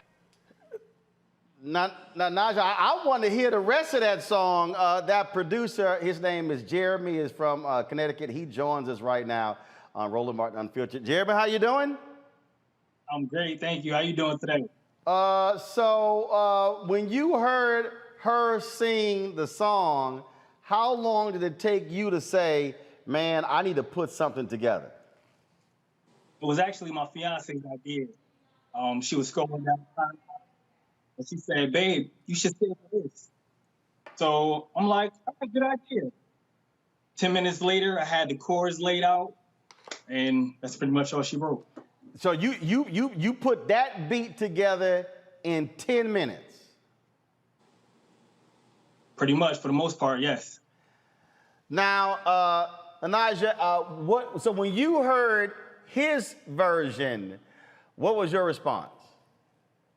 So when I heard his version, I honestly, people had been flooding my DM, and I was trying to get to it, and I finally saw him, I said, oh, homeboy, real hip-hop-ish. He's real hip-hop-ish. Like, this is going to be amazing. So we actually... Come on, guys, switch. Actually reached out to him, and we're supposed to coordinate and get together and do some work. So the singer who was in there is T-Dash. He's actually an R&B soul singer out of Houston. Folks, do we have T-Dash? All right, y'all, come on. So we're calling T-Dash right now. So I want to pull in my panel here. We got Ben, Teresa, and Mustafa. Have any of y'all come across these go lay down videos? Ben, had you seen any of these? And I saw it, but I hadn't listened to it until just now. And sis, let me just say, you more than churchy. You got some anointment over there with that, the progressions and the runs and the minors and the augmenteds that you had in that run at the end. Salute, sis. That is a beautiful thing. And to the brother with the music, I just love seeing how many talented Black people just everywhere we look. We're just exuding talent. So God bless y'all. How about you, Mustafa? I hadn't seen straight fire. It's like, wow, this is amazing. And it also reminds me my grandmother used to say, go lay down all the time. So I could definitely connect. Y'all are so incredibly blessed, and thank you, for touching people's spirit with that, and a sense of community where folks can come in and continue to build. So thank you so much. Well, Jeremy, you said that you had been, waiting for a moment. I mean, first of all, what type of music have you been producing, and what has all of this actually led to? Well, I've been making music for a long time, like 14 years, and I haven't had any traction really. But this past week, I gained 13,000 followers on my TikTok from that video alone. So, I'm thankful to NaJe for that. Appreciate the inspiration. Thanks to everybody following me. Much love. So you said you said you've been trying to make a go of it. One of the folks who heard he heard NaJe, he heard your beat, then he put together that version is T-Dash out of Houston, and he joins us right now. So go ahead and bring him in. And so T-Dash, how you doing? I'm doing good. How y'all doing? I'm doing great. So have you at any point all of this?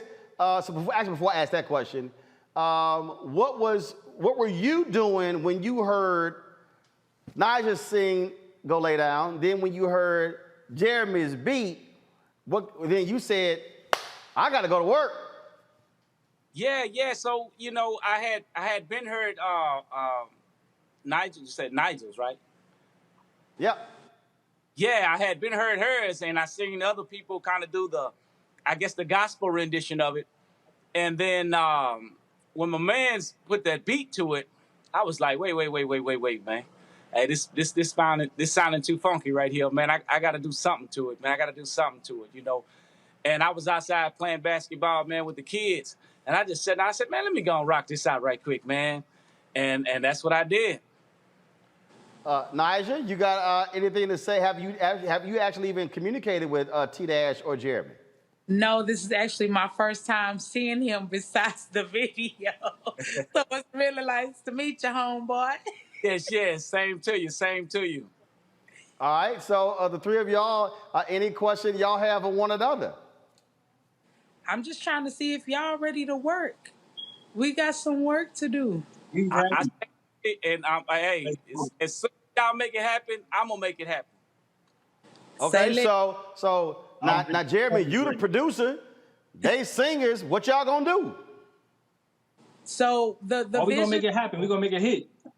The vision that I have is we're gonna make a hit. We are gonna collab with multiple people. We're gonna show love to everybody's city because everybody's city has shown love to us with the Go Lay Down.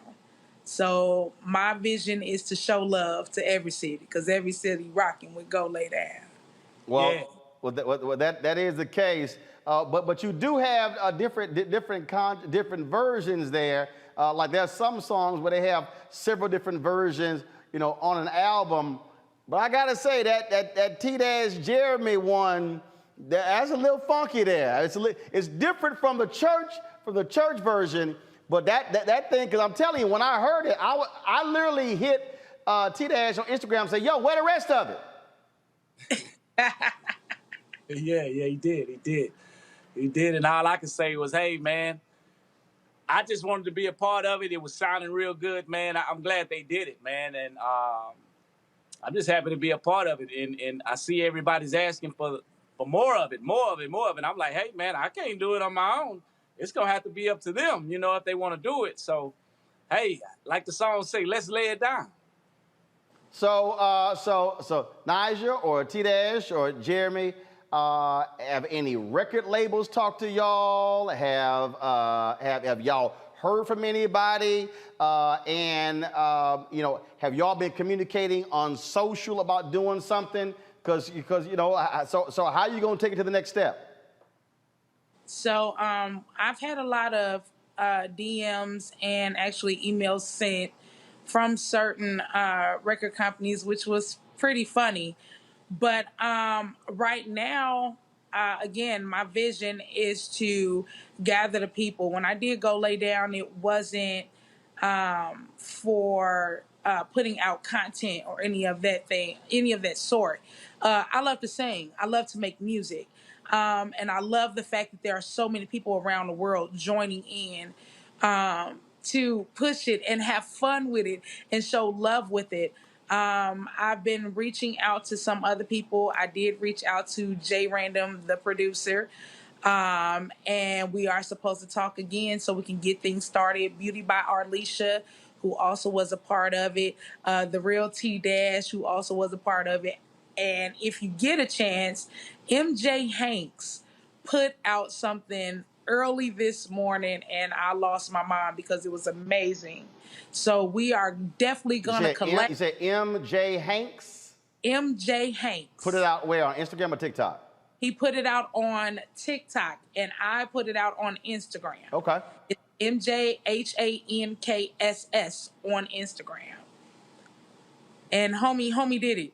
Like, it was amazing. And I'm trying to post everybody's thing and show what everybody's done. We've had poets. We have Ty Cage out of Detroit, who's a female rapper. Like, all of these people are showing love.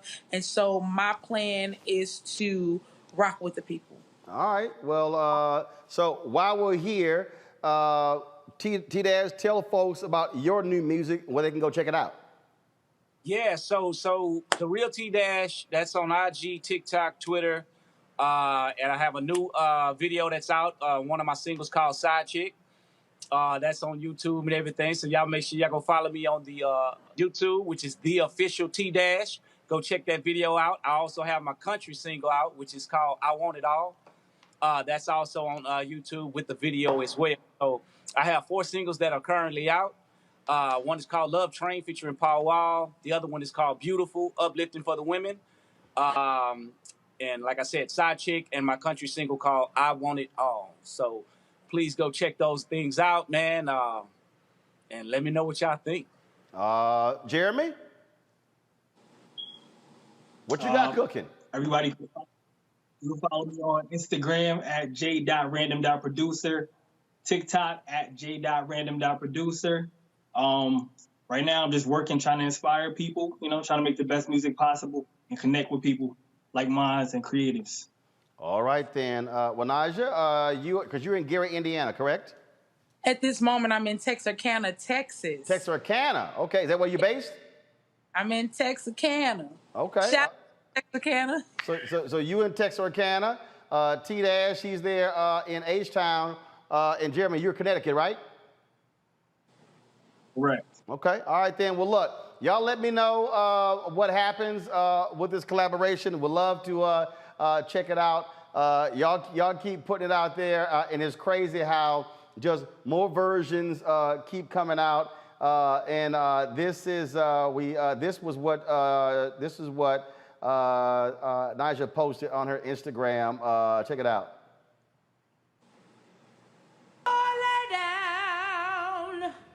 Yeah. Go lay down. Go.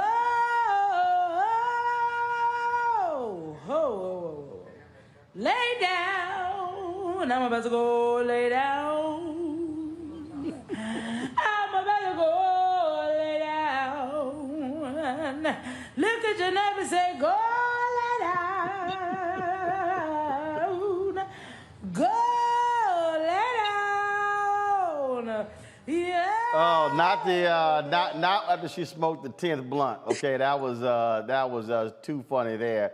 And when you were talking about, when you talking about the other video of the brother who put the rapid video out, I did see this earlier. I did see it. So let me go ahead and play it, y'all. So check this out. Hope you don't mind me jumping on this beat real quick. Yeah. Too good to pass up. Just want to try something a little new this time, so thought I got something to say with it. Anyways, I'm about to go lay down. I'm better.